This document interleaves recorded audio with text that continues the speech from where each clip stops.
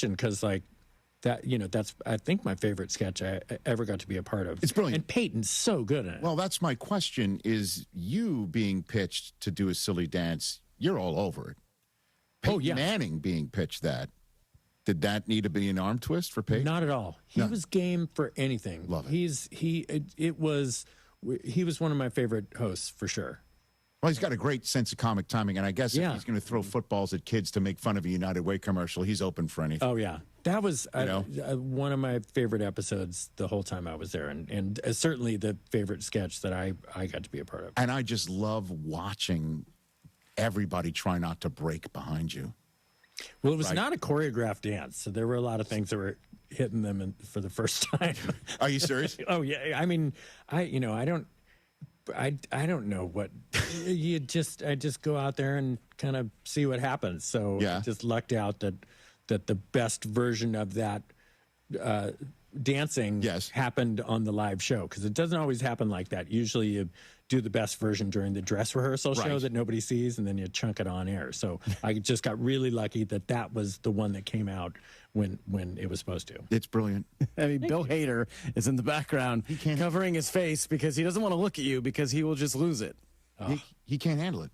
Yeah. That's what I love watching. And then you doing that, and then Peyton being into it. He's so good. He's so tall that when he lifts up my leg to play it as a guitar, I swear I almost ripped my body in two. I just, even then I was just turning 40 and I don't stretch very much. Less that you are limber and you're talented and you're just awesome. Thank you for coming on. You're awesome. Thanks for having me. Right back at you. Will Forte. Everybody check out Coyote versus Acme this coming Friday. Get your tickets now, because everybody's going to want to get in to see this awesome movie, bring the kids, and so much more. Will Forte right here on The Rich Eisen Show. Back to wrap it in a sec. Fair warning, one Sunday Swagger polo ruins every other shirt in your closet. Hey, it's Chris Morales. Buttery soft, four-way stretch, prints with an actual personality. Made for golf, approved for the clubhouse, the tailgate, and everything after. 250,000 people already own their Swagger. Buy one, get one 50% off. Code ESPN. SundaySwagger.com. Code ESPN. Buy one, get one 50% off. SundaySwagger.com. Code ESPN. If you owe the IRS back taxes, there's great news. Current tax relief initiatives from the IRS are helping struggling taxpayers resolve their tax problems and potentially reduce taxes owed by up to 99%. If you owe the IRS $5,000 or more and even facing wage garnishment, liens, levies, audits, or letters from the IRS, take advantage of these relief options by calling Priority Tax Relief at 800-822-1495. Our tax resolution experts will let you know what you qualify for and how much you can save. With an A+ rating with the Better Business Bureau and hundreds of 5-star reviews, we take pride in helping Americans resolve their tax problems. We may be able to put a stop to collections and reduce or eliminate what you owe the IRS. Get tax relief today by calling Priority Tax Relief. You may qualify for huge savings, so don't wait. Call 800-822-1495. 800-822-1495. That's 800-822-1495. When the crowd erupts, when the game is on the line, when the moment becomes a memory, be there. Introducing Premium Select memberships at Crypto.com Arena. Experience Lakers, Kings, and Sparks games from Premium Club seating with flexible membership options designed for you. Enjoy marquee matchups, playoff opportunities, and exclusive member benefits. Premium Select memberships. More of the moments you love, less of the commitment. Visit CryptoArenaSuites.com to secure your membership today.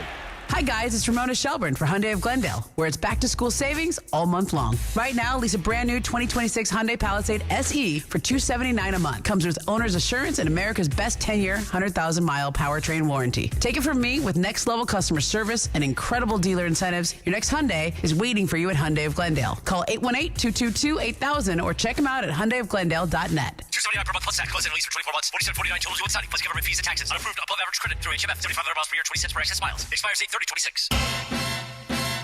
I'm going to Morongo for my fantasy football draft party. My first pick, cheerleaders. Now your top reasons to visit Morongo. Football's back, and we're giving every league commissioner just what they need.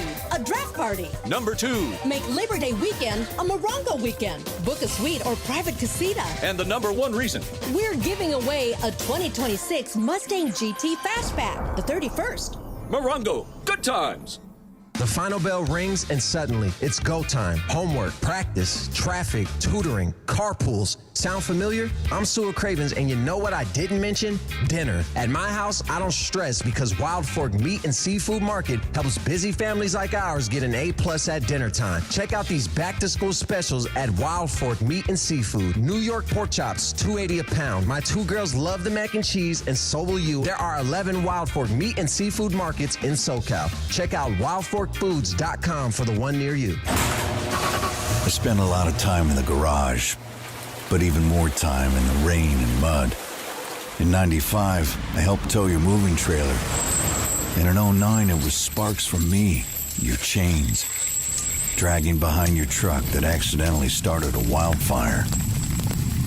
Spark a change, not a wildfire. Visit SmokeyBear.com. Brought to you by the U.S. Forest Service, your state forester, and the Ad Council. Only you can prevent wildfires. Rich Eisen here with some advice. Hey.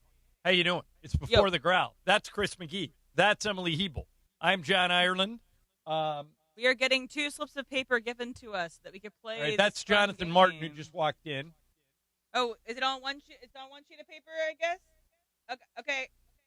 All right. Then I guess I New idea? whatever. We got to come up with a new idea? No, it's fine. I asked for 2, though. All right. So, Peter, you start. So you're going to put... Well, let me start so you don't have to explain it. Okay.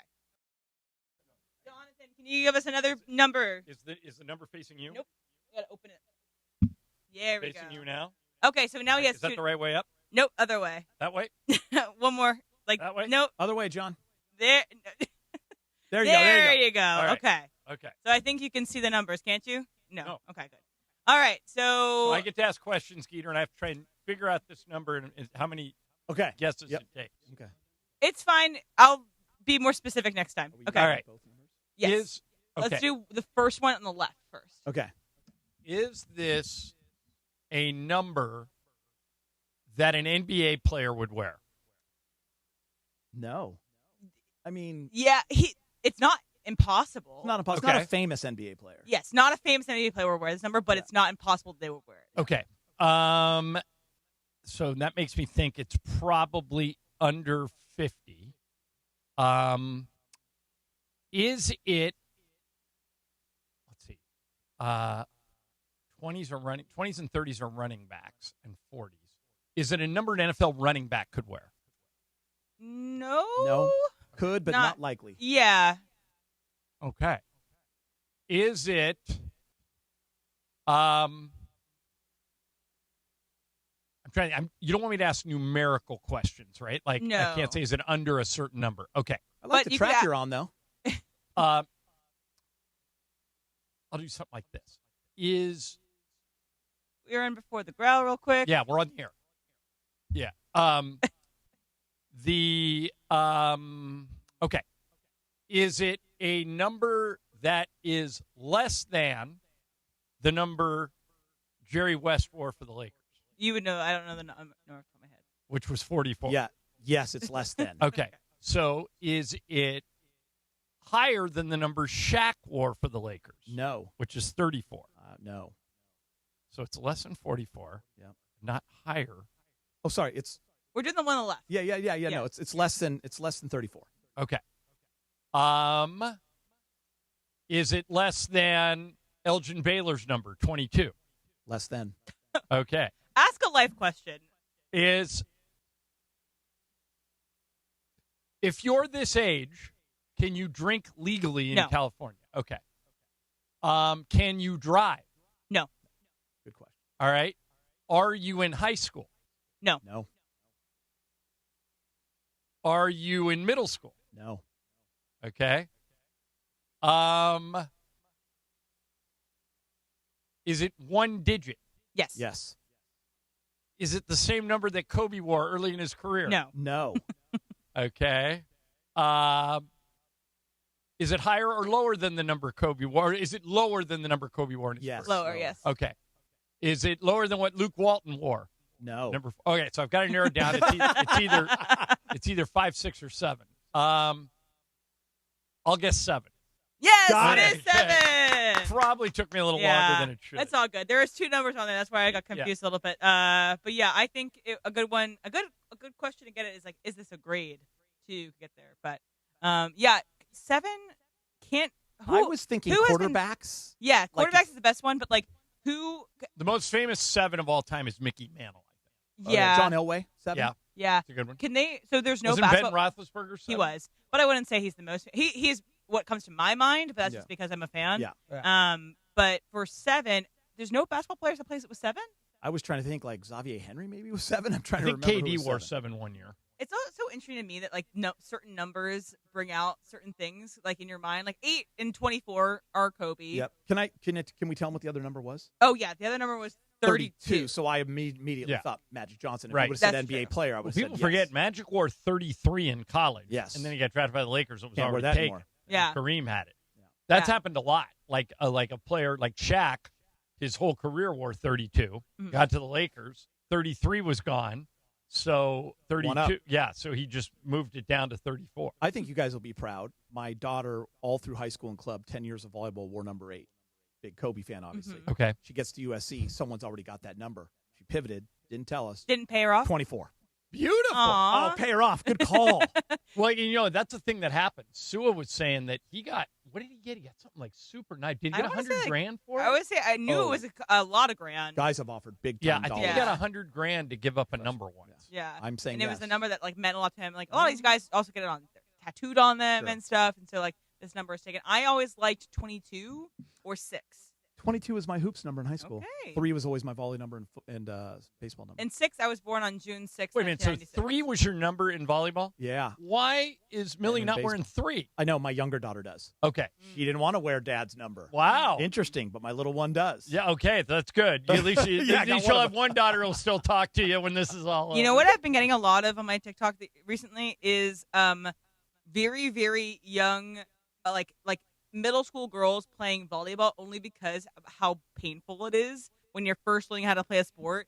And I can only commend my parents for sitting through some like bad band, like musical, bad that's bad volleyball. your job as a parent. Yeah, it's just to be supportive of your child, clap for them, even though you're like, that was terrible. It's such a great point because you also just like want them to be doing something that they think is cool and that do they it. feel encouraged to do. Yes. And they feel like they did a great job, but then I'm watching it being like, oof, those underhand serves are going nowhere. Yeah. Oh, volleyball at a young age is tough. Watch just like a piano recital, I'm sure at a young age is tough. Yeah. All right, so the Dodgers back at it in Atlanta, and this could be a big series simply because there's only 2 byes in the playoffs, and right now the byes would go to Milwaukee and the Dodgers. But if the Dodgers wet the bed in Atlanta, they could be forced to play a best-of-3 series, which is what you don't want. Well, we can talk about this in about 10 minutes, but there have been times in the past where you can debate whether or not that rest or is rust. good. So, Yeah, we can talk about that. I've always felt like if you can, whatever the best seed you can get, take it. Yeah. For me, the tees, I'm going with a bye this year. That's what I want. All right. Well, we can talk about that in 10 minutes. All right, and then we just got this news in, which we will elaborate on during the show. But Dolly Parton just died. Yeah. Boy, what an extraordinary career. 80 years old and touched so many people. You know, Miley Cyrus is her goddaughter. Mm-hmm. Wild. And but you know, she's helped millions of kids. Yes. I mean, if you go down the Dolly Parton rabbit hole through her theme parks and her music and her charitable donations, I mean, you talk about leaving the world a better place. Go look up all the stuff Dolly Parton did in her life. She's the closest thing that we have to a real life angel. I think she has come into this world and only brought light and only brought positivity and only brought love into this world, and so we really lost a beautiful person. And by the way, looked good, sounded good, and I think worked well, all the way to the very end. Right up until the end. Like, she performed at Thanksgiving at a Cowboys game Like 2 maybe years ago? 2-3 years ago, and looked fantastic. And crushed it. Yeah. Yeah, so good. Hail, you can't say hail fellow. Yeah. Hail madam, Yes. well met. Yeah. Yeah, but we'll talk about her too. All right, coming up in 2 minutes. See you then. Don't all of a sudden start telling them, oh man, I know this is my fault. Oh, I'm sorry. No. Don't talk. Do not talk. You call the number 1-800-345-6789 and you let Jacob do the talking. You call Jacob 1-800-345-6789. Accident or injury, call Jacob and Ronnie. Call Jacob 1-800-345-6789. Call Jacob.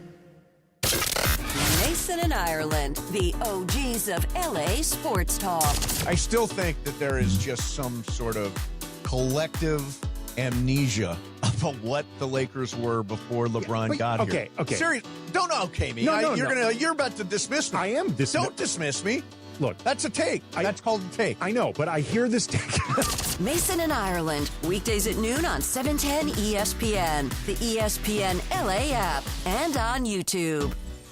Rich Eisen here. Running a small business means every hire matters. A bad hire costs time and money, but the right one helps your business grow. The challenge? Finding that person without sorting through resumes. That's where LinkedIn Hiring Pro comes in. It screens candidates so you can focus on conversations with qualified talent. With Hiring Pro, you can hire with confidence and build the team you need. Join the 2.7 million small businesses using LinkedIn to hire. Get started by posting your job for free at linkedin.com/Eisen. Terms and conditions apply. Evan Cohen here. When it comes to your tires, you want the best quality, the best value, and the best service. When you buy tires at Midas with paid installation, their limited lifetime tire guarantee is included at no extra cost. Free flat repairs or replacements if needed, and complimentary maintenance like tire rotations and rebalancing every 5,000 miles. All included. That's the limited lifetime tire guarantee. Only at Midas. The best around. At ESPN Los Angeles. 7:10 a.m. KSPN Los Angeles, a good karma sports radio station. Here we go, 12 o'clock on the biggest show on the radio, Mason and Ireland.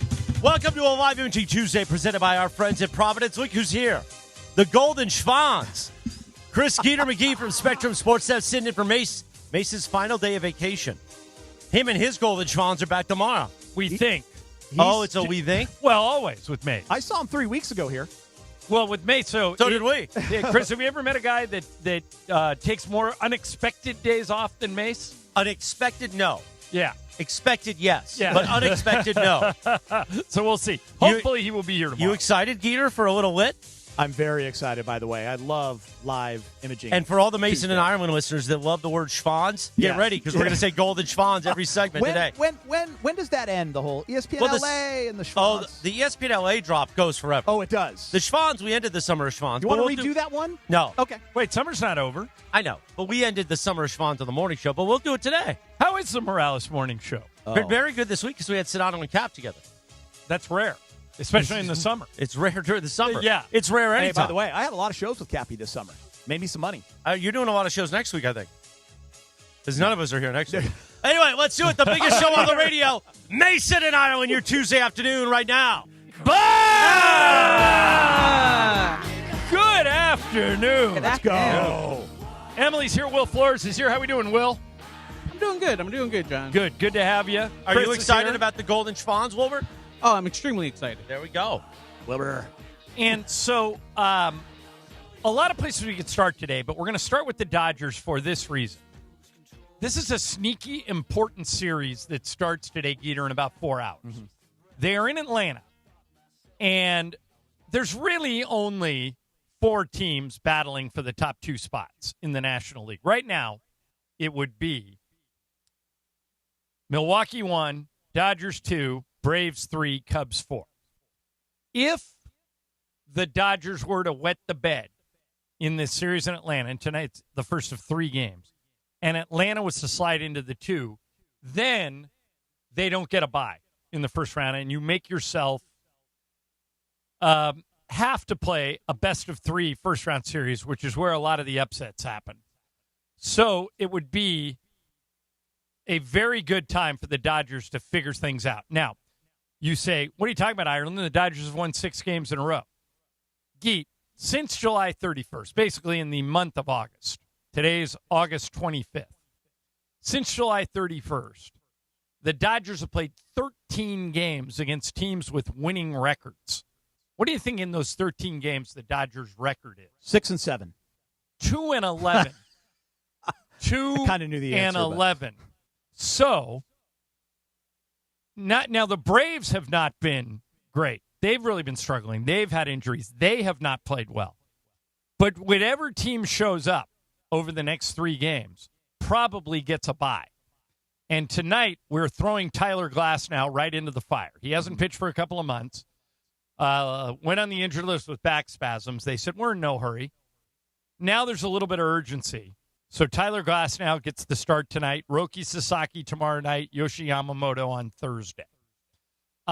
If the Dodgers take care of business, I think they can start to relax a little bit. But the question is, do you think they will? I love this series. I want this series. I think it's a big series. But does it have huge meaning going into October? No need to panic if they don't win it, John. But for the standings, for the fans, and the fact that in a 162-game season, especially when you're the Dodgers, and you know you're going to be playing in October when you're about June 6th, you can manufacture series that mean more to give it a little juice. Obviously, when you're playing the Padres in the Yankees, there's going to be automatic juice. But the Braves is a big series. You're on the road. You mentioned the return of Glass. He hasn't pitched since, what, May 6th? He was 3-0. May or June. He was 3-0 with the Dodgers. He was pitching well, only 39 innings, went out with the back spasms. That was 3 months ago. In my opinion, and I looked, they're, 4 games up on the Braves? Correct. 5 on the Cubs. In a 3-game series. And the 3-game Braves, series. by the way, have the edge in the season series 2-1. So if you win this series, just 2 out of 3. You don't have to sweep. But if you win the series, you get that to 5 games. You'll probably be up 6, hopefully, on the Cubs at that time. That's going to be really tough to catch the Dodgers in the month of September in the final 28 games. That's what it'll be after this 3-game set. So, yes, this is an important series, and you do want to book series wins, and you want to win. And if you're the Dodgers, for me, John, it's not absolutely necessary to have the bye. It'd be ridiculous to say that because last year they didn't, and they ended up winning the World Series. Yeah. But for this team, with their age, battling the injuries that they have, and anything can happen in a 2 out of 3. You can get hit by a pitch like Pajes. You can lose. I would rather have the bye. It also sets up your rotation for the playoffs, and I just feel like if they have a bye this year, by the way, they're only 1 game out of Milwaukee. If you get the bye this year, that means you're playing good baseball in the month of September. Right. And in past years, even in years where they've won it, they've folded up in September and not played well at all. Another thing that's interesting tonight, Morales, do you know who's doing this game with Joe Davis? I feel like I saw this headline, and I don't remember. Okay, so the Dodgers kind of play musical chairs with their TV analysts. The main guy is Oral Hershiser. Yes, I love Oral. He's great.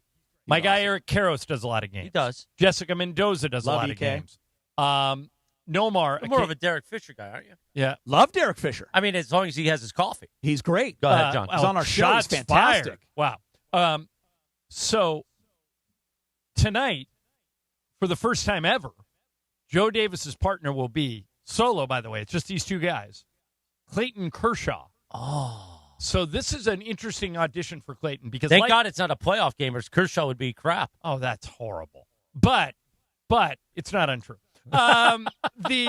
Here's the interesting thing. Sometimes great first ballot Hall of Fame players are not good analysts. Or it takes them time. I actually think Clayton's going to be really good because he's cerebral, he's smart, he loves the game, he knows the Dodgers. I'm very anxious to see how he does tonight with Joe because if he nails it, Geeter, he moves up like Tom Brady at Fox. He moves right up to the top of the list because of his heritage. And he was on earlier in the season for a couple of innings. On NBC with Jason Benetti sitting in the dugout. This isn't that. But this is different. He's sitting next to Joe in the booth. I bring it up, John, because he was awesome. And I know it was a very small sample size. But I think Kirsch is going to be fantastic. And the reason is because not just, you're right. Being a great player does not guarantee you hop on radio, you hop in TV, and you automatically got it. Yeah, Sandy Koufax was terrible. But his work ethic and his just affiliation with this team and his knowledge of the players and being fresh out of the league, and you're with a guy like Joe Davis, who is going to do all the other stuff to make you look good. Do the heavy lifting, yeah. I think Kirsch is going to be fantastic. John, I remember when they put me next to you when Michael Thompson had COVID, and it was me and you calling a game. There I was. And your memories of that are what? That you carried me. I do remember that. to I the do remember promised that, land. yeah. And by the way, you and I were not friends yet. We did We know were each not. other, but you guys then voted, and you guys, said I did Little a good did we job. know then. Little did we know. 6 years later, Yeah, you'd be that the we goal. would change your Yeah. life. Now, We listen, made that, I was- putting you in the rotation at ESPN. You'd be the LA. Golden Schwans. I was fair to Midland. I'm just kidding. But it was super fun. But I'm just saying, honestly, sitting with a you or a Billy, guys that know how to do it. I know when I'm in the studio and we get someone there for the first time, you want them You to gotta tee feel 'em up. good and Yeah. comfortable. Joe is going to be the best, but I believe in Kirsch. By the way, I believe in Kirsch. I think he's going to be awesome. Ann Esther in the YouTube chat says Fisher and Ireland need an on-air sleep-off competition. Well, what's interesting is ever since I've gone into the chat, Yes. I haven't dozed off. They're That's keeping true. me on my toes. So then in the chat. one could extrapolate the person putting you to sleep is Steve Mason. You could say that. You could say that. When he's here. I'm not. I plead the fifth on that one. By the way, but Ann I will say Esther, this, I think, John, I think what is Derek your Fisher wins that one. relationship with the chat? Like, Oh, well. I'm all in. I like to have a little fun, a little Yeah. back and forth when I can. They have won me over. I for months, and Chris was the same way. For months, they were all just trolls, and I thought, and the thing I hated about them the most was I think they're very unfair to the women that work here. 100%. That's really my only issue. I like when they say horrible things about me. Right. You can come for me. You can Fair. come for Chris. I don't like it when they go for Lindsay, when they go for Laura, when they go for Emily, and they go for all of them. And I think that's just a sign of a guy that has no game. Yep, and that's You know, also if the all dad you in can you. do- I feel the same Yeah, way. If That's all you totally can do fair. is come at women with insults, you probably haven't a date in 10 years. But other than that, they have won me over. Yeah. Funches has a And- guy that he wants to throw hands with, John. I mean, Yeah, these guys yeah. go at it in that. Funches room. really that good. happens. By the way, J9861 says Geeter is like Cocaine Ireland. I love that. High-strung Johnny I right there. That's a compliment to both guys. Although you haven't done as much sucking on the tap as Johnny I has. I will say Cocaine Ireland sounds like a fantastic mafia movie. It does. Okay. I'm so into that. So That's like a huge I compliment. should be embarrassed to admit this, but I'm not. In the 80s at UCLA, cocaine was a very big thing. Yes, it was, John. My girlfriend, who's like the nicest girl ever, and is now married with 4 kids. Yeah. Literally on her keychain had a vial. Like, so we'd go out to dinner. She'd throw her keys on the table, Chris. nice. And there it was, just sitting there. That's By the way, nice. she just had a little bump. But, Right. but Chris, imagine One me. line too far. Is that one? But One- you know one the step. Shane Gillis But skit? he- Sorry, my fault. Imagine me on that particular Oh, my drug. gosh. Especially back then when you One- were younger. Yeah, one and done. Listen. With me. I was so bouncing off the wall. I've known John Ireland a long time. He is a friend of mine, not only just a colleague. He does not need it. No, John, he doesn't. it's not your drug, man. No, man. I got some others I want you to try, Yeah. but not your drug. Smart enough to know that's not the way. And by the way, what scared the heck out of everybody at UCLA was we used to have a free safety named Don Rogers. He got drafted by the Browns. He played his rookie year in Cleveland. I think he was all rookie first year, and he died. He got a hold of some bad cocaine and died. And we were all heartbroken because he was so well liked on campus, such a great guy. It scared everybody at UCLA straight. John, After do you know that, what we all scared? stopped. Do you know what scared my generation? Len Bias, Yeah, right after that. the Len Bias story. Yeah, same thing. Like that guy's built like an honest. All right, so one thing I want to get into, because I didn't share it with you two guys, I have a take on what's happening with the Dodgers, and absolutely no one agrees with me. Andy Kamenetsky, Travis Rogers, DeMarco, yesterday, Emily's against me. I have a thought. Did you see Geeter, Stan Kasten's impromptu press conference behind the batting cage on With Friday Dylan night? Hernandez? Yeah, the back and forth with Dylan. Yes. I am convinced, Geet, Morales, that Stan Kasten tripled down on the Dodgers are not being sold because he knows something and he can't say it. I think he knows that they have somehow worked this out, or he's seen the finances and he's seen the numbers and he knows what's going on. And I no longer think that Mark Walter is going to sell the Dodgers.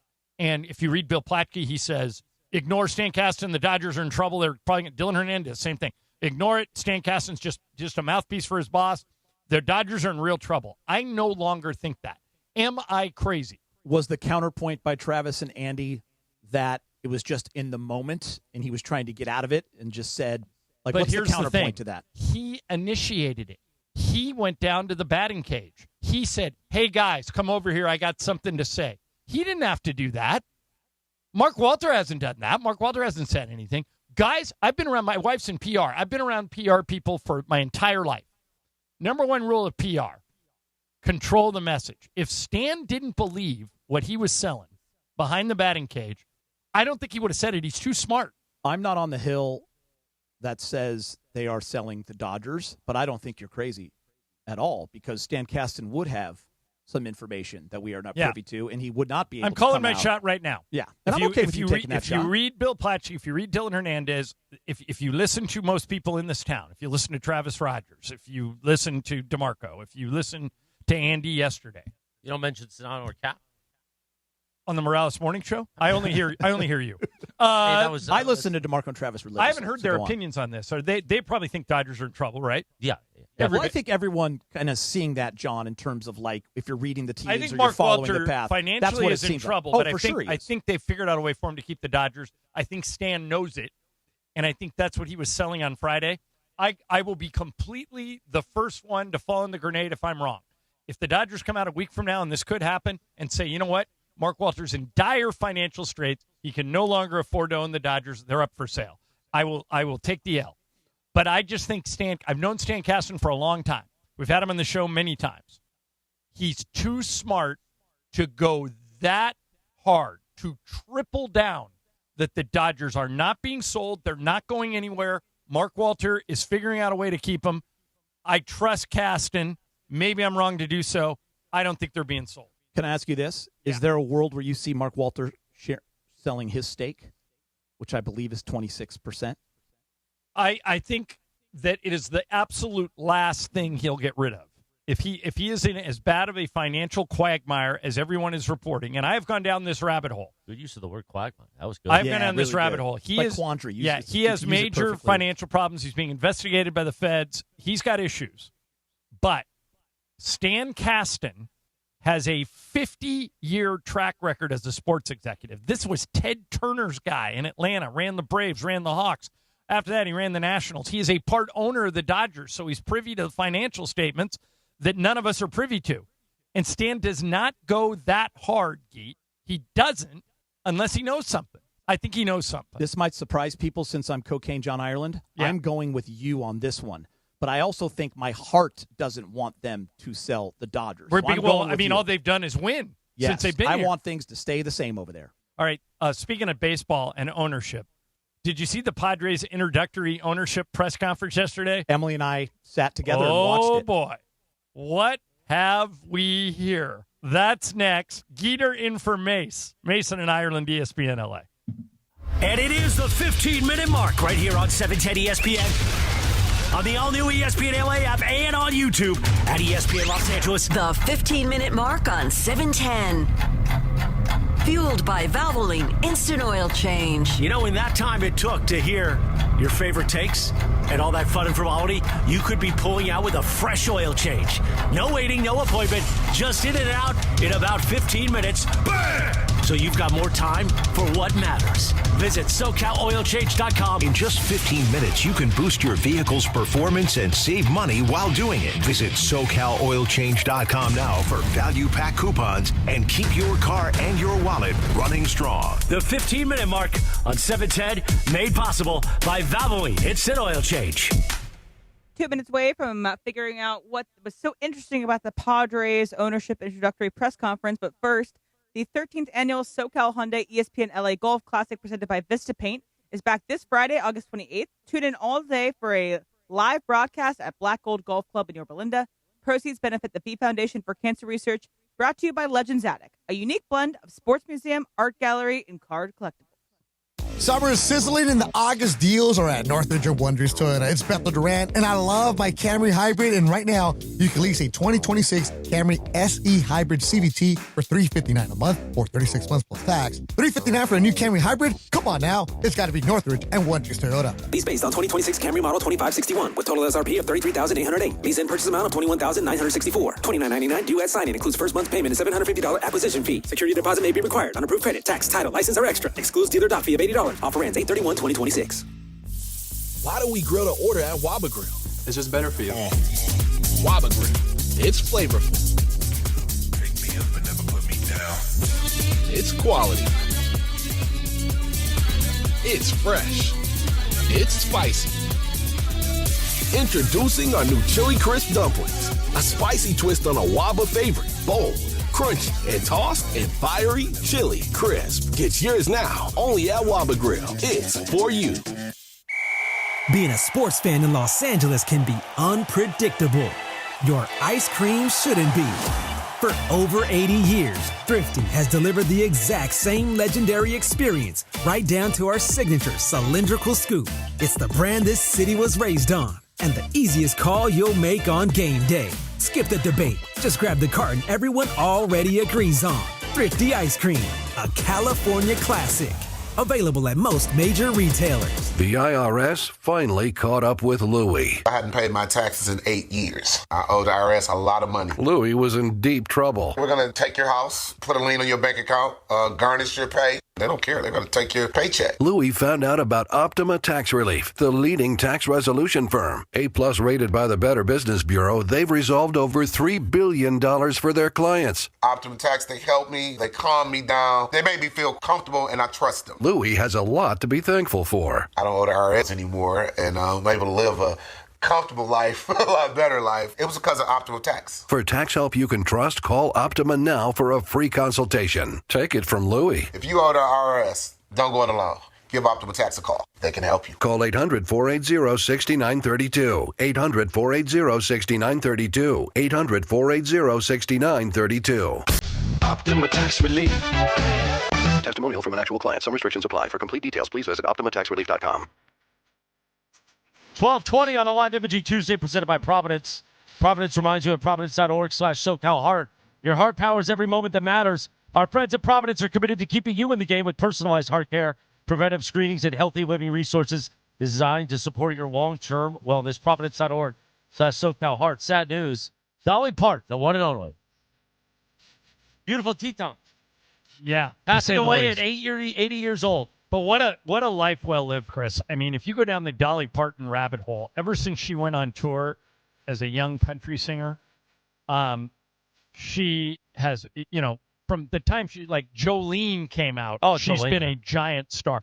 She wrote I Will Always Love You for Whitney Houston. Made a lot of money because of that song. A lot of money. So phenomenally talented musically.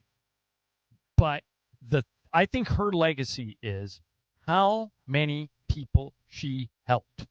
Go down the Dolly Parton rabbit hole today. Go on the internet and just read up about all her charitable contributions, the way she opened Dollywood to kids for free, the way she has helped more people and has Miley Cyrus is her goddaughter. So she shepherded Miley Cyrus's career.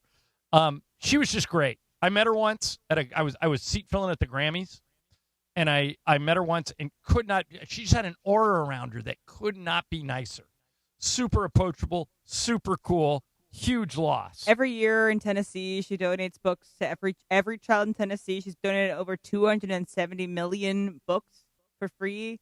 The Buddy Program, the People Fund, a lot of medical and disaster relief, not only what she did for the COVID vaccine, but other things in her area. She always funneled back to where she came from.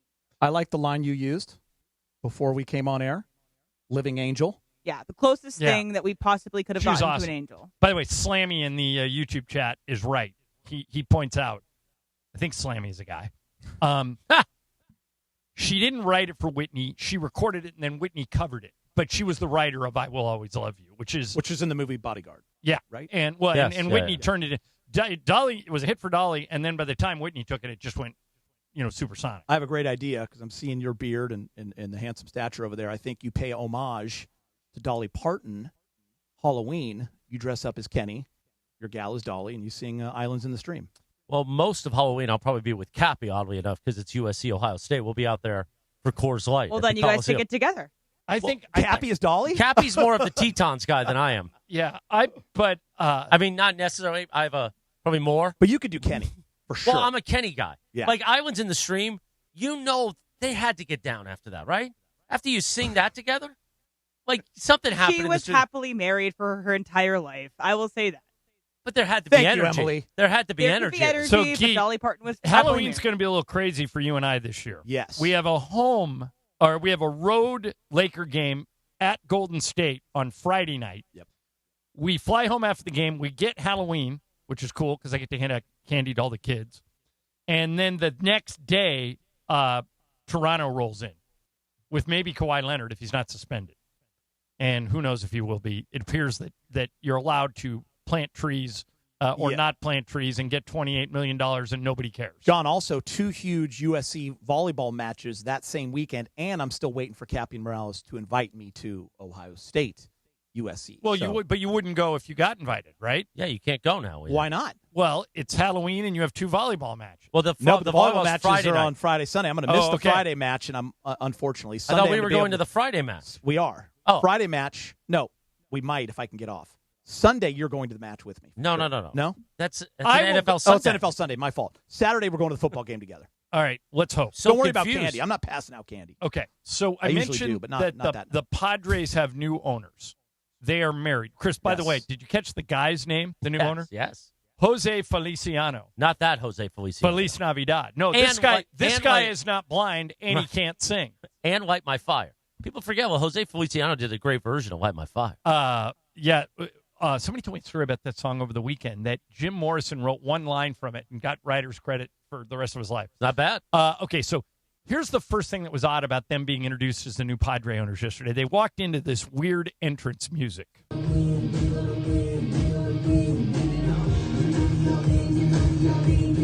So everybody's in the room, and they're just this thing's just reverberating. We're gonna win. We're gonna win. We're gonna win. And they play it for like a minute and a half before they even walk out.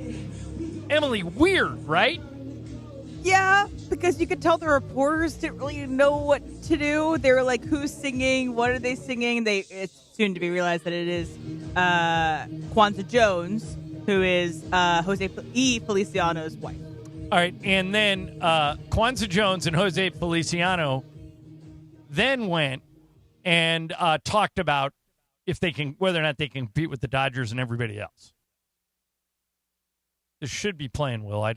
If Jake, you said aggressively, but intelligently. I wish we had said that. That's beautiful. All right, all right, there it is. We said ambitiously and judiciously, but we will take aggressively and intelligently because I do think it is synonymous with how we are thinking of continuing to grow and build and be competitive. We have been blessed with a team in a city that is supporting us in a way that is allowing us to invest back in that team, in the stadium, and that city.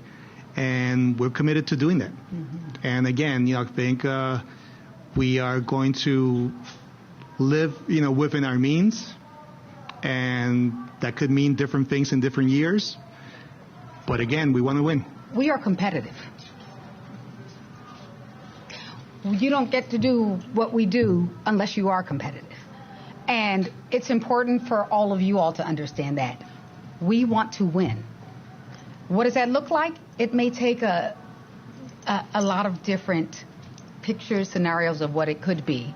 And we will see, but please understand how competitive we are. Great. Artie Moreno says he's competitive. It doesn't matter what you say, it matters what you do. And that didn't exactly, as a Dodger fan, strike fear in my heart that the Padres have some new big thing behind them. Matter of fact, that almost felt minor league to me. Did you get a little cringy when you heard the song? I mean, wait till we hear what she says about this. This is what she said at some point. We're going to win. We're going to win and win it all. Win it all. Okay. All right. It had a little Steve Ballmer vibe for me. Yeah. He's... And what's he won? Nothing. Well, he won Kawhi. An aspiration. But he listen, one thing about Ballmer, though, is he cares, right? Fans love him because he puts his resources out there for the team. It does not equate to wins. I have a handful of good friends, like you probably do too, John, down in the San Diego area that are huge Padre fans. They don't like it when I call them that cute little small market team. But business is business. I think they attacked it the right way. Of course they want to win, but they are going to be aggressive with it, but within their means. I think that's honesty. You can come out and say everything. We're going to win because we're going to spend all this money. And you can lie because the Dodgers are still in their way, John, but they've had a lot of success. It's all San Diego has.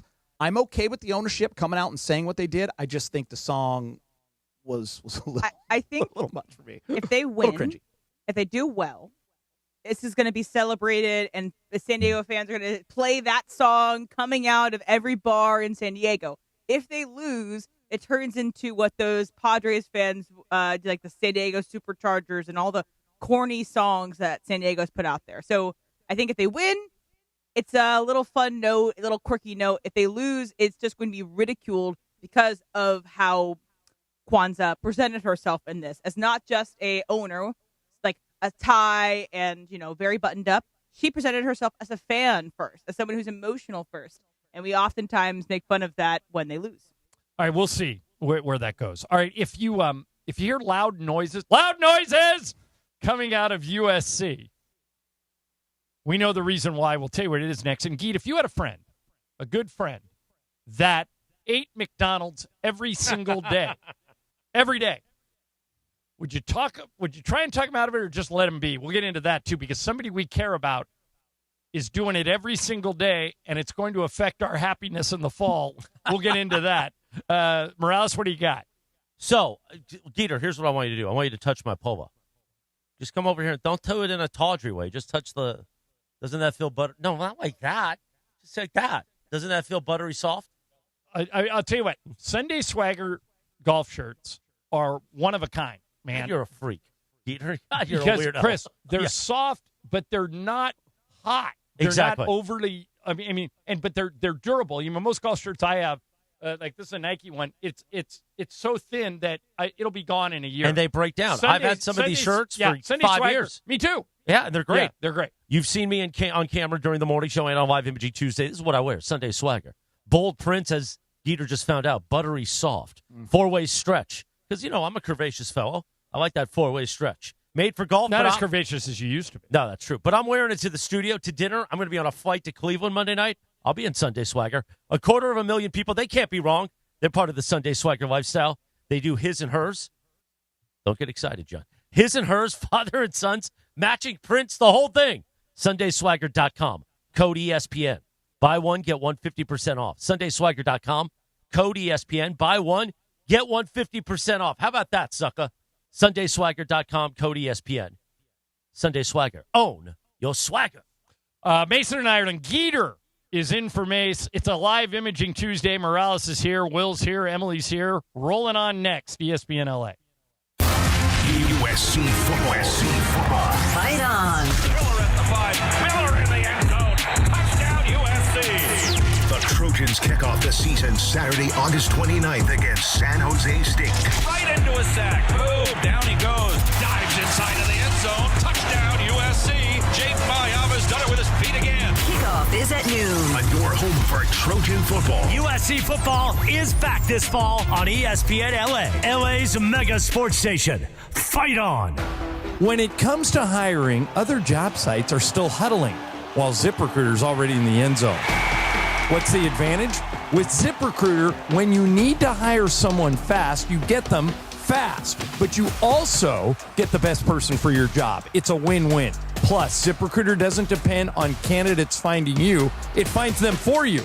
Recruiting a team or looking for fresh talent, ZipRecruiter covers the field with their powerful technology and immediately starts showing your job to the right candidates. That's why over 4 million businesses have used ZipRecruiter to hire, and why 4 out of 5 employers who post on ZipRecruiter get a quality candidate within 1 day.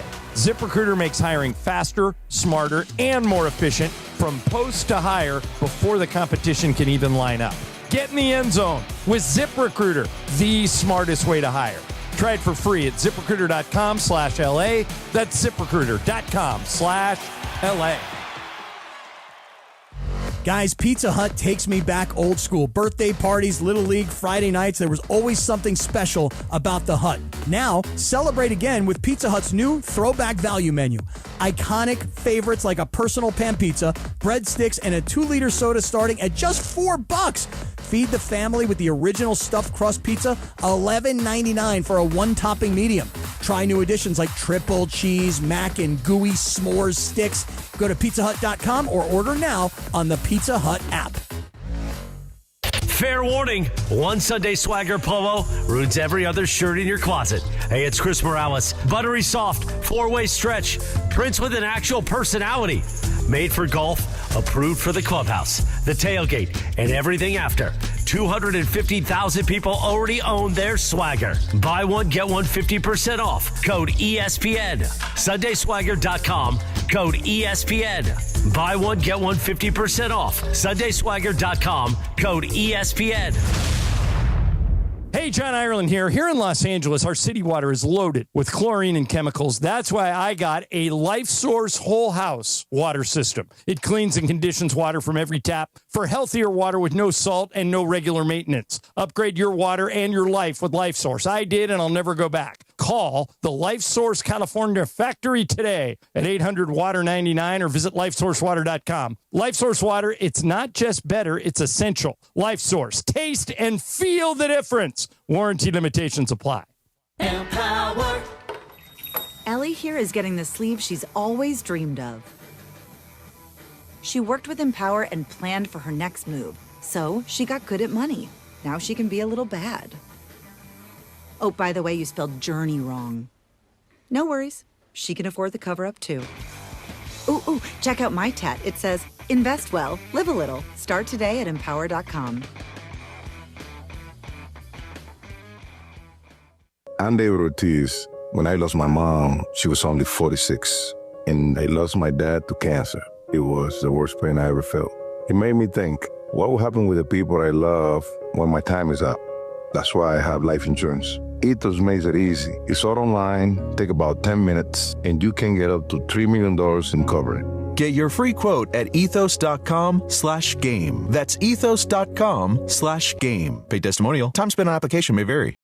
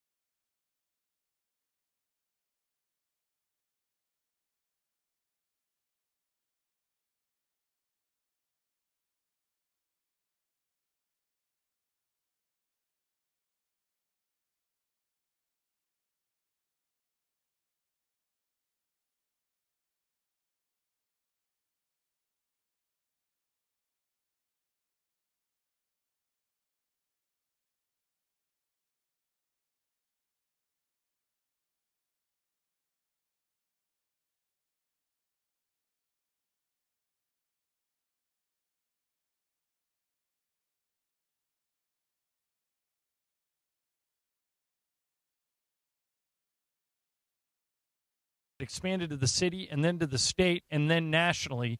People donate, and every kid from the time they're 3 years old gets one book a month until they're 6, 7, or 8. All a tribute to her dad, who couldn't read, and she did it very early in her career. I mean, that's awesome. Every once in a while somebody comes along, it's a tour de force like that. She's one of them. She's one of them. All right, Geet. So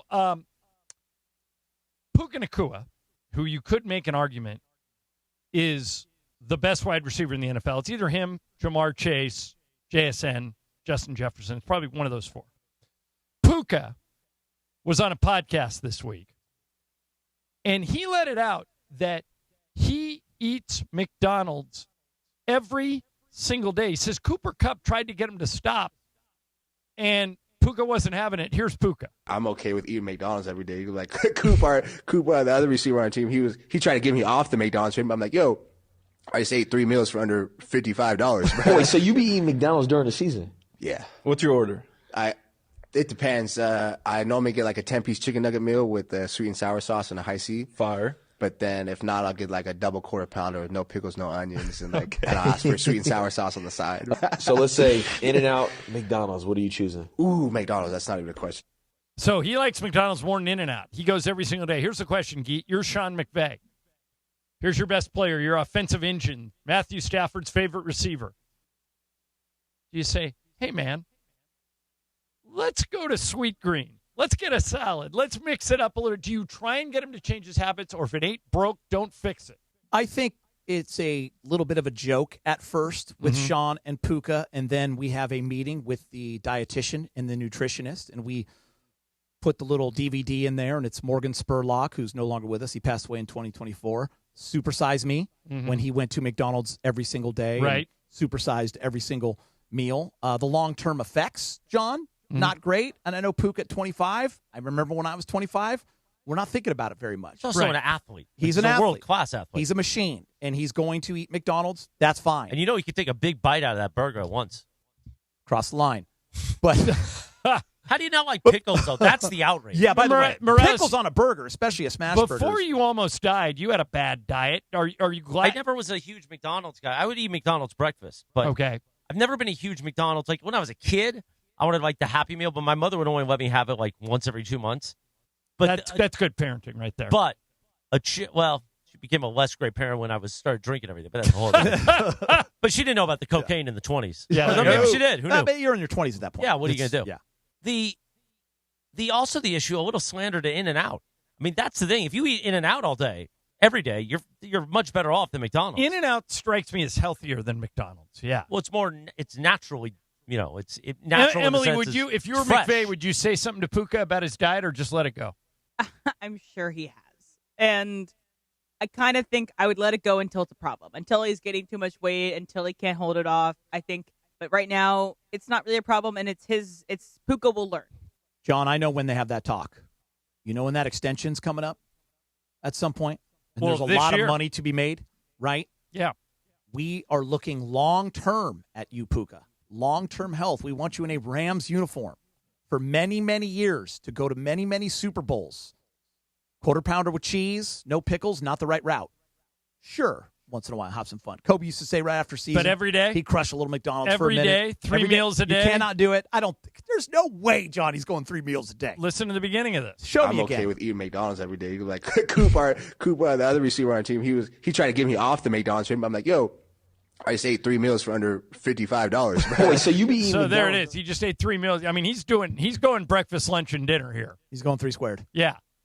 So I'm a Puka Nacua fan. I like him. He tends to be a knucklehead who can't stay out of his own way. But I think in terms of a football player, he's exactly what you want. Blocks on every play. Great athlete.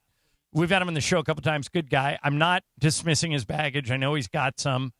But to me, if he straightens it out, I think that guy's got a big heart, and I think he's a good guy that has made some really bad decisions. And I'm hoping that he says he's tightened his circle, and he's concentrating now more on the football end of things. And I think if he does that, he has a chance to be like Hall of Fame good. I was just going to say, if all of that is true, then he is on the path to a Hall of Fame career. And I suggest the next time you have him on your show, you're bringing up McDonald's. Oh, sure. Correct? Okay. Yeah, we'll find out the latest. All right. Now, USC, Geeter, where your daughter starts as a volleyball player. School already started there? School started on Monday. Yeah, yesterday. This past Monday. Yeah, her first class was a cinema class, John, So you're, which you would appreciate. Okay, so History of you cinema. are a half empty nester. You have one left. One and you have left, one 10th gone. grader at Miracosta High School. I know you. Okay.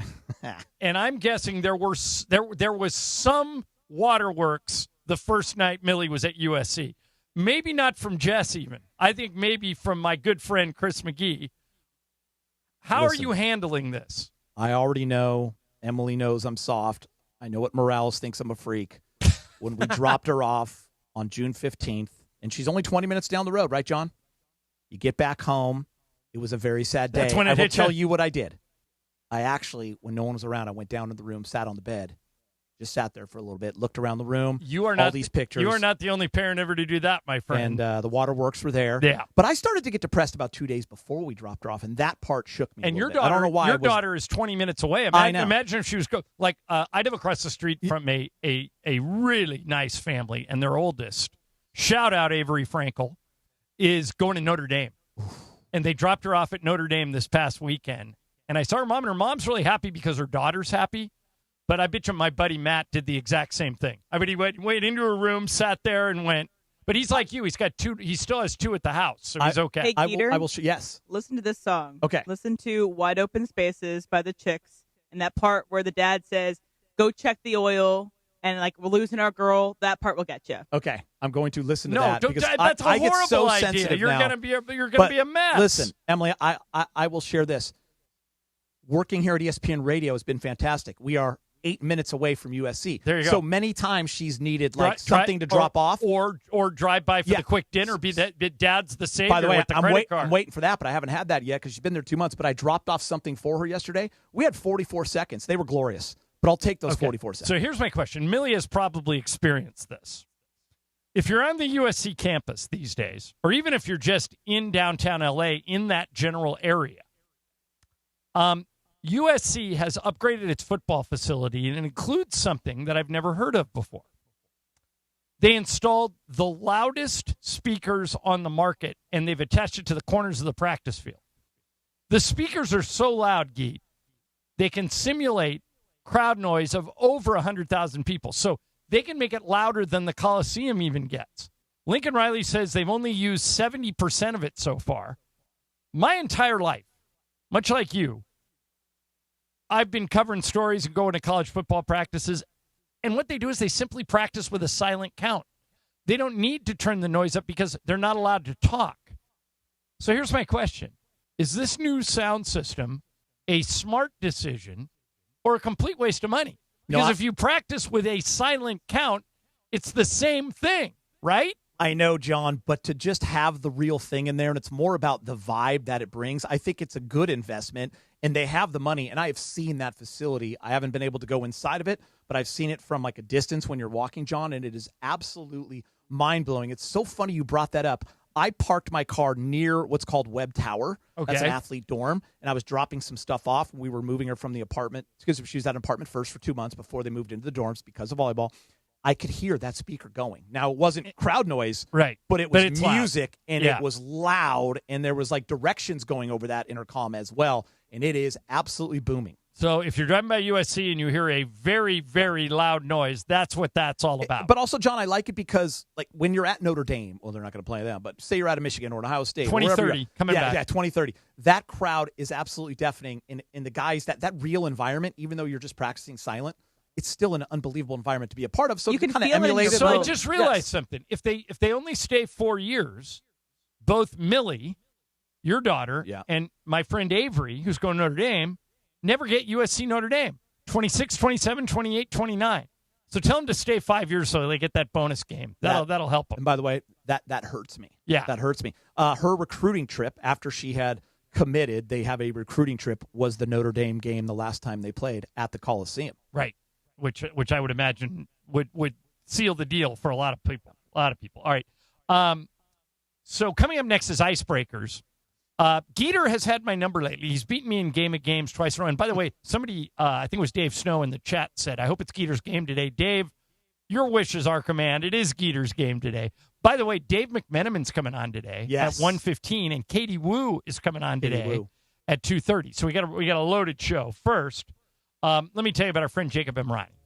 Mason and I know Jacob personally. I know that a lot of lawyers, I used to represent one here on the station, and I said I would never represent another lawyer because this guy was a shyster. He wasn't honest, bad guy. But then I met Jacob, and he explained to me how he operates. He says, first, if you get into any type of a legal predicament, the call to Jacob is free at 800-345-6789. The consultation is free. But here's the best part. You only pay him if he wins. There's no retainer. There's no fee. It costs you nothing, and if Jacob thinks he can win your case, he'll take it, and you only pay him if he wins it. That is peace of mind. So if you are in a legal entanglement, call 800-345-6789. All you got to do is remember to count from 3 to 9.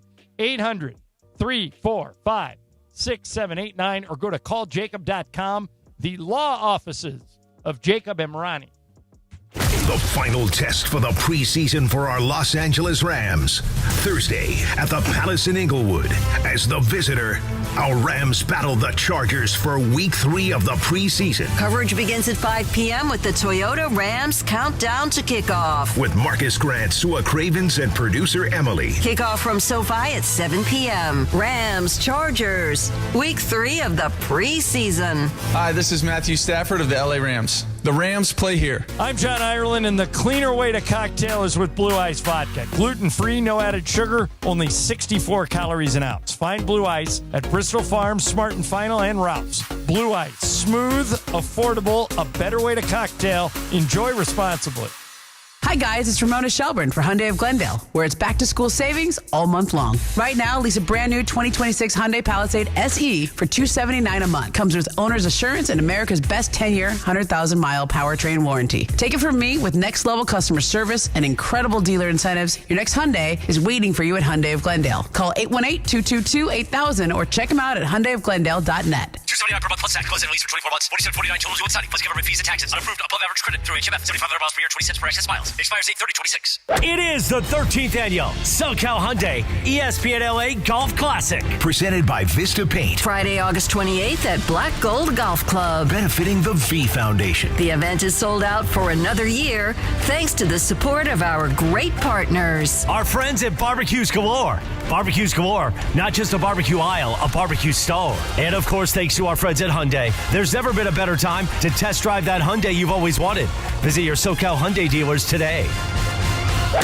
Individuals and businesses with tax problems, listen carefully. Do you feel like you're losing control of your finances? If you owe over $10,000 in back taxes or have unfiled tax returns, we can help you take back control. The IRS is the largest and most aggressive collection agency in the world, and they can seize your bank accounts, garnish your paycheck, close your business, and file criminal charges. Take control of your tax problem now by calling the experts at U.S. Tax Shield and take advantage of the Fresh Start program and new laws that may allow us to negotiate a settlement for the lowest amount possible. Our team of tax attorneys and enrolled agents can stop collections and get you protected so you can take control of your financial future. U.S. Tax Shield offers a price protection guaranteed quote to get you protected today. U.S. Tax Shield is A+ rated with the Better Business Bureau, so call now. 800-687-5192. That's 800-687-5192. U.S. Tax Shield. 800-687-5192.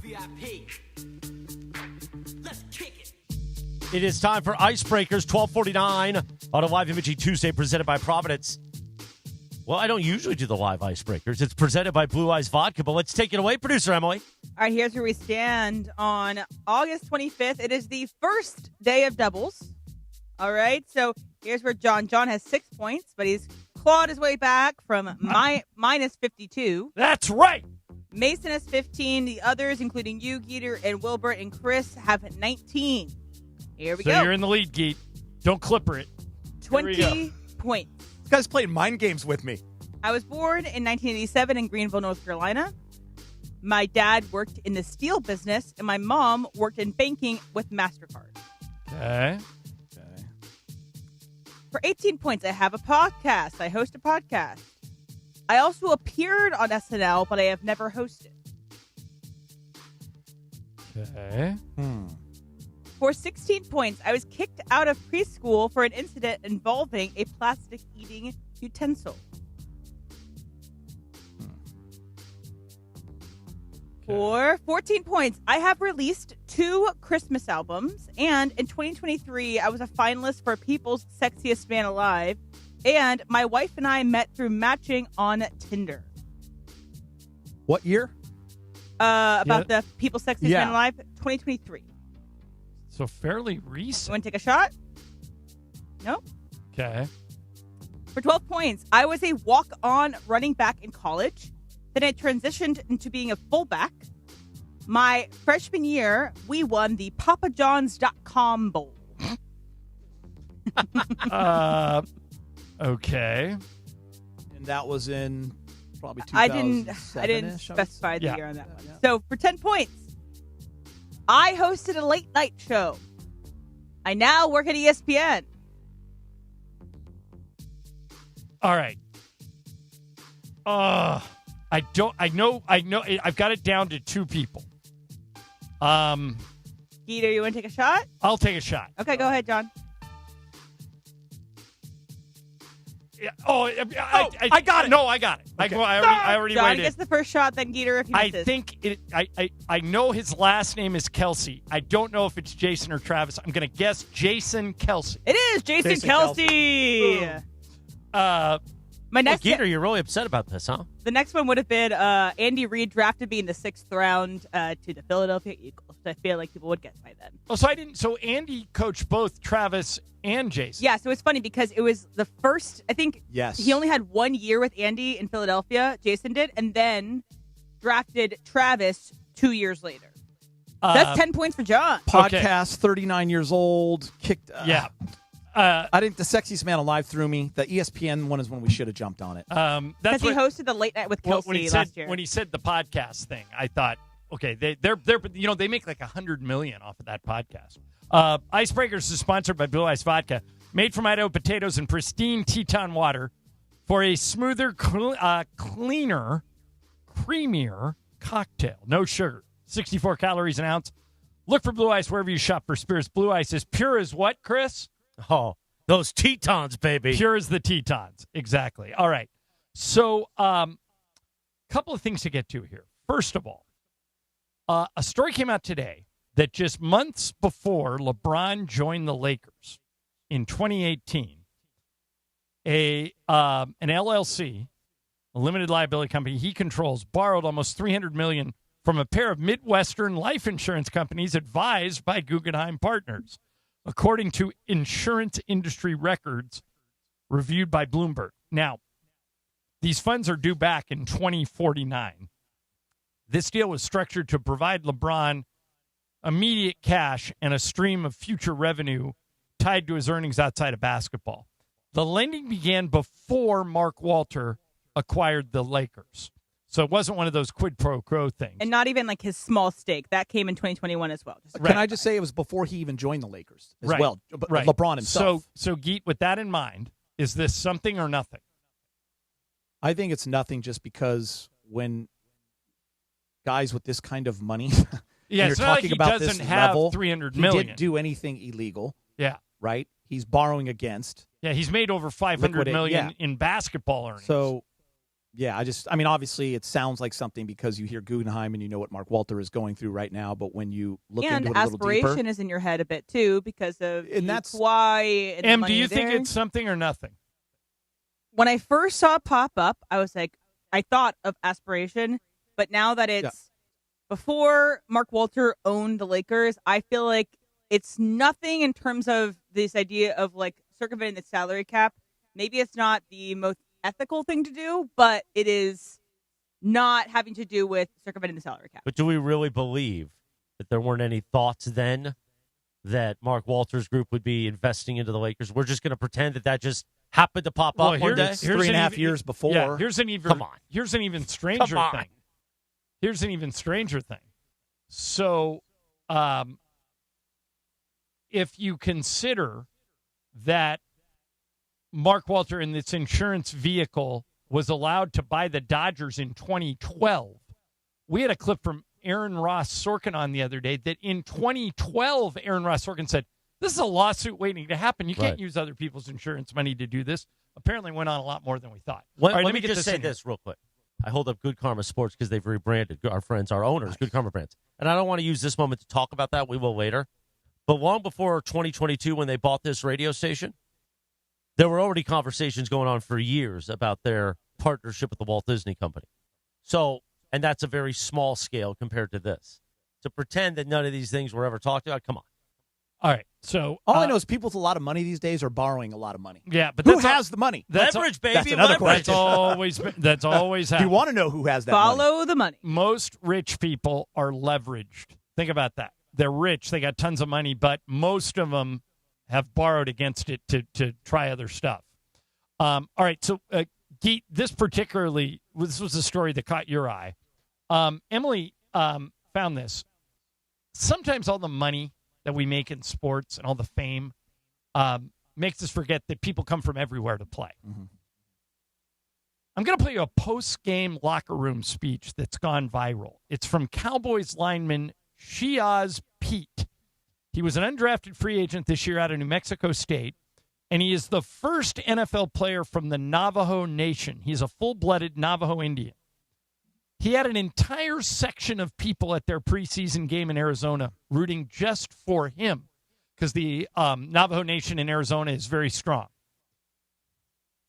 Brian Schottenheimer, the coach of the Cowboys, who's been around, his dad was Marty. He's been around football for almost 30 years, said he's never seen an entire section of a stadium at a football game root for one guy. So he put Pete on the spot, and he said, Pete, get up here and give a speech to your team. And he said, keep in mind, this is a soft-spoken, gigantic human. Like, this guy's like 6'7", 350.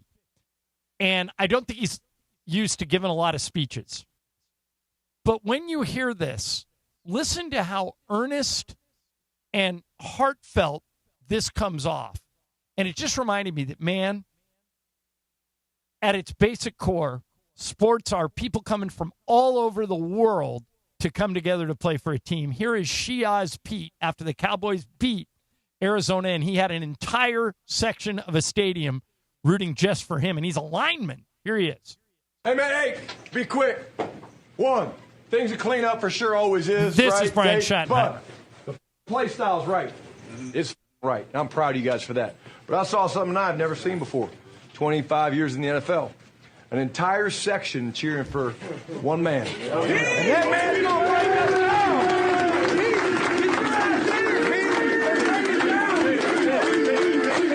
Well, that was an incredible win. I am very fortunate to be amongst you and to play in the same field where the same star hold it on our chest. And I'm proud of us. I'm proud of how far we've come. Man, this game, fate, brought us here as strangers, but this game, this star, this team will make us brothers. Yes, One, two, three, How great is that? Are you kidding me? On the spot, that young man, a walk-on at New Mexico State. Right. Undrafted. Zero chance in his mind that he's ever going to be addressing the team in a locker room after a Cowboys win. And those words about fate, playing that sport, all being in that moment, playing on the team, bringing them together, but then them wearing that uniform and battling, making them family. To me, that's what it's about. Listen, everyone knows I'm a lot more sensitive now than I used to be. I think it's kids. Like, I don't know what it is. I gotten soft. Yes, I admit it. But moments like this, when M sent it and you sent it, John, I was at my house and it got me. Yeah, because that's what I loved about playing team sports. A couple of people are coming at me on the YouTube chat saying that I should not refer to him as an Indian. I should refer to him as a member of Navajo Nation. And one guy, Jeremy, says here, not Indian, just indigenous. So apologies if I botched that. But the watching all that Navajo Nation in the stadium cheering for that dude, and you can tell he's not one of these, like, look at me guys who pounds on his chest. He just was kind of quietly going about his business. His nickname is Chief. Yeah. Remember from One Flew Over the Cuckoo's Nest? Yeah. One of the great characters. Good for him. But he also, embraced that moment. And what was super cool, if you go down and watch the video of everyone cheering for him, and he turns to his crowd, and he gets all this fire, and he raises his arm, and then he points to his team, and the crowd's going crazy. It's pretty cool. But in that moment, after he gave that speech, the way the guys came up to him was pretty awesome. So he's made an impact. Whether he plays football with these guys or not, he has friends in that locker room now, and he's made an impact in some of their lives. Yeah, great story. Hope he makes the team. All right, coming up next, Sports Graffiti. Your chance to weigh in on anything we've talked about or anything we haven't. You guys control the narrative. You can talk about whatever you want. 877-710-3776. That's the number. Emily just opened the phones. 877-710-3776. Your phone call's next. It's a live Imaging Tuesday. Morales is here. Geeter is in for Mace. We think Mace is coming back tomorrow. Mason in Ireland, ESPN LA. At ESPN Los Angeles. 7:10 a.m. KSPN Los Angeles, a good karma sports radio station. Mornings in LA start with Sedano and Cap. You got a Hawaiian shirt in your closet? You don't have one, huh? No. You got nothing. I got a guayabera. A guayabera. Weekdays starting at 7 a.m. on ESPN LA. A guayabera.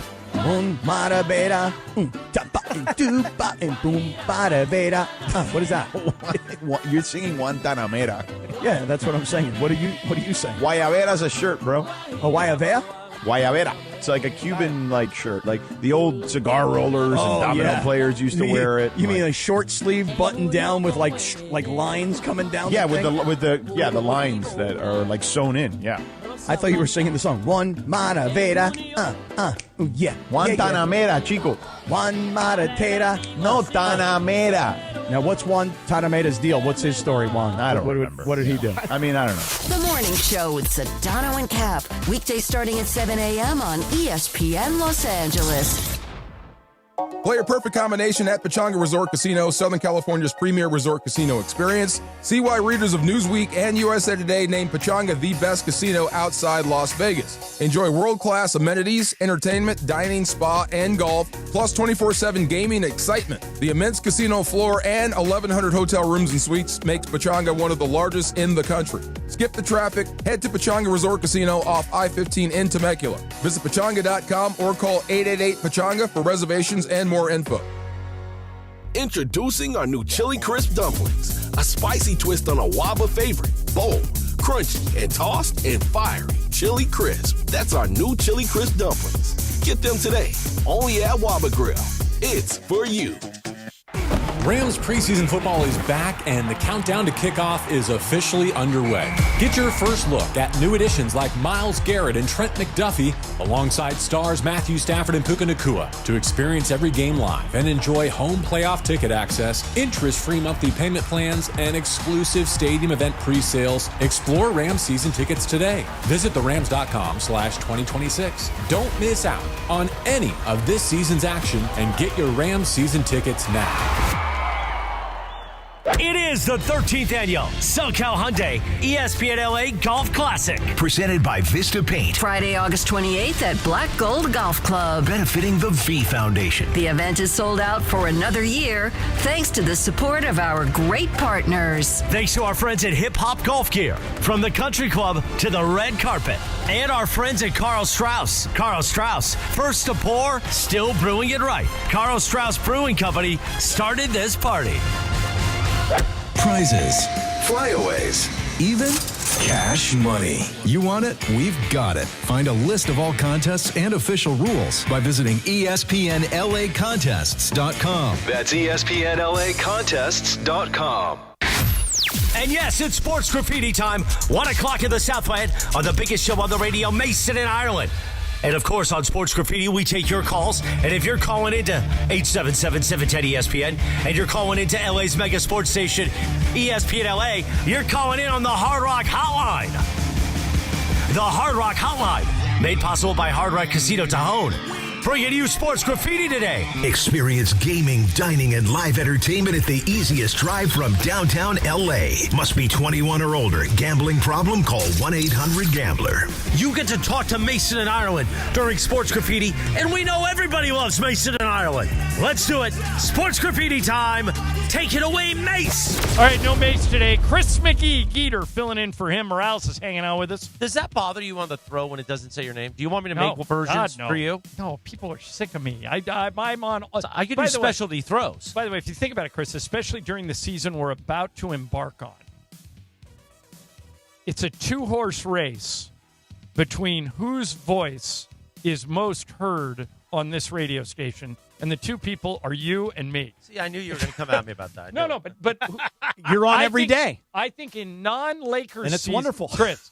In non-Lakers season, it's you, and in the 6 months the Lakers are playing, it's me. Yeah, don't you think? I mean, you get 3 hours a night plus 3 hours a day. Right, that's 6 hours, Jack. You know that's got to drive our boy Sedano crazy. Oh, I thought you were going to say Mason, but yeah, Sedano. Oh, Sedano. All right, hey, lines open. What are you people doing? Chris McGee. This is your chance to talk to Chris McGee. How often do you get a chance to talk to Chris McGee? They might be sick of me. 3 open lines. This is what this is, Geet. This is disrespectful. Is this to your celebrity in this town? When Kamenetsky or Sua, when they're here, it's full. Lines. Yeah, that's what I had a feeling. 877-710 ESPN. 877-710-3776. Here is Lewis in Valencia to lead us off. Hey, Lewis, you're on Sports Graffiti. Go. You know, Johnny, I actually don't think I would mind seeing you on that booger sugar. That might actually be kind of fun. Wait, hey Lewis, you think like the Hey Lewis, the YouTube chat gets on me because my usage rate's really high. I never let anyone else talk. Can you imagine if I was on that drug? I mean, no one would ever get a word in edgewise. I think it would be awesome. You know, why not? Let it go. All right, man. Why'd you call? I want to talk about USC. So I hope that people show up this weekend. I hate how they schedule opening day in the Coliseum, which is already huge. We already get beat up about not filling the place, not having enough fans. We're going to be out there. We're going to brave it. We're on the south side, hopefully in a little bit of shade. But I just hope that people get out there, root on SC, root on the Trojans, fight on. It's a new season, new hype, or maybe a new set of excuses for this year. Who knows? But if you're going, get out there, be plenty hydrated, and if you got tickets, don't give them away. Show up. They need you. Thanks. I think they're a 38-point favorite in that game. And a lot of young guys on that team. San Jose State, yeah. A lot of great freshmen. Here's Kevin in Chicago. Hey, Kevin, you're on Sports Graffiti. Go for it. Hey, I just wanted to give a shout-out to Geeter because I'm actually a college volleyball coach, and I met him back at the AVP Huntington Beach back in, early 2000s. Nice. So What's up, Kevin? Seeing him on the radio. So Kevin, I just wanted to give you a shout out, Geeter. Love when you're on. Wow, look at that. He loves the Golden Schwans. This guy. That's awesome. That's what we were looking for. I wanted to ask him where he coached college volleyball. But John, I know you get this too. Aren't you happy when they say, "Hey, I met you years ago and it was cool. You were nice and not you were nice and you didn't blow me off and act like a jackass." Here is Dave in Lancaster. Hey, Dave, you're on Sports Graffiti. Go ahead. Hey, good afternoon, fellas. Good afternoon. It's great to have Geeter in the studio. I always enjoy listening to him. Thank you. Just real quick, quietly, the Dodgers have put together a 6-game winning streak. They take on the Braves and then Detroit. This is a good time, to get right. We got Glasnow going. We got Roki, and then we got Yamamoto. We could get this winning streak up to 7-8 games, and then everything's right in the world. Get the bullpen, and this last thing, the bullpen, the closer, that Diaz. That Tanner Scott, he showed me something. Yeah, I think Tanner Scott. Thanks, Dave, for the phone call. I think Tanner Scott could be the new closer. I mean, because you can't put Diaz back out there. And at John, what point do you have to say to Tanner Scott, "You are the closer"? Soon, right? Everyone was kind of thinking mid-September. We have a month left in the season, and Edwin Diaz has shown no proclivity to handle that role. Yeah. And what's ironic about that is last year, Tanner Scott was hired to be the closer. He flamed out, and they basically didn't put him on the postseason roster. Yeah. That, I think, could happen to Diaz this year. Here is John in L.A. Hey, John, you're on Sports Graffiti. Go ahead. I have to give love to the Buss family. The Buss family really is sacred in this town and will always be. Jeannie Buss, she followed the hardest act in the history of the world. Her father, Dr. Jerry Buss. Believe me, I've worked in entertainment on a high level. I've seen Nepo Baby in action, and that was not the Buss family. They were sincere and all worked hard. Jeannie did a great job. And, John, what I don't hear other than from you, you're the only one I hear consistently listing his accomplishments and stating that he is the GOAT of all sports owners. And AEG, where the hell is his statue? Yeah, I'm with you, John. I'm with you. By the way, and somebody who feels even more strong about this than I do is Michael. Michael will go to his grave saying that Jerry Buss is the greatest owner in the history of team sports. And if you ever meet Michael, engage him in conversation about that. He just lights up. By the way, Michael is going to be here tomorrow, right, Em? Tomorrow, Michael and Pepe? I think so. They're both coming in, and Mason's supposed to be back. But Michael will tell you that any player who ever played for Dr. Buss, and James Worthy's told me the same thing. I was just going to say, one of your good friends is James Worthy, and where absolute they put one him of a and kind. the way they revere him is very rare when it comes to player and owner. Correct, John? Yeah. Like, it is that special. Yeah, and John, the caller, is right. The next statue should go to Dr. Buss, and I think Bob Iger is smart enough to realize. Jeannie never wanted to do it because she felt like it would be self-serving for the Bus family to make a statue of their dad. I tried to talk her into it once, and she said, well, maybe one day. Now that the Buses are minority owners, at least for now, and maybe are selling all their shit. I didn't know that. You've asked her about that? Oh, yeah. They're very protective of his legacy. They wanted to make sure, Kobe the time I asked her about it, Kobe statue hadn't happened yet. Has to go first. But I now think the right thing to do is give Dr. Bus a statue. Here is Eric in the Valley. Hey, Eric, you're on Sports Graffiti. Go ahead. Good afternoon. Good afternoon. Good afternoon. What's up, Geeter? Hey, I had an idea for a segment where we could figure out who the best voice on ESPN LA is, John versus Morales, and have some reads and some stuff like that. Ooh, I'll tell you now, it's John. A voice John. off. It's Chris, John. a voice. If you and I teamed up for the greater good, Chris, we could take down the world. Well, listen, I would be happy to team up. Anytime John and I want to do tag team action, I'm ready. Why not? You guys suck in the tap. Right. Together, tag team. Wait, no, happy dance first. Happy then dance suck the first. tap. But you two are the GOATs. Everyone knows. And Cappy's right there, too, by the way, when it comes to I can't remember if it was on the air or off, Chris, where we were discussing, in another lifetime, Mason and I owned a racehorse. And we had to come up with the name. We came up with the name Phone Abroad because it had double meaning.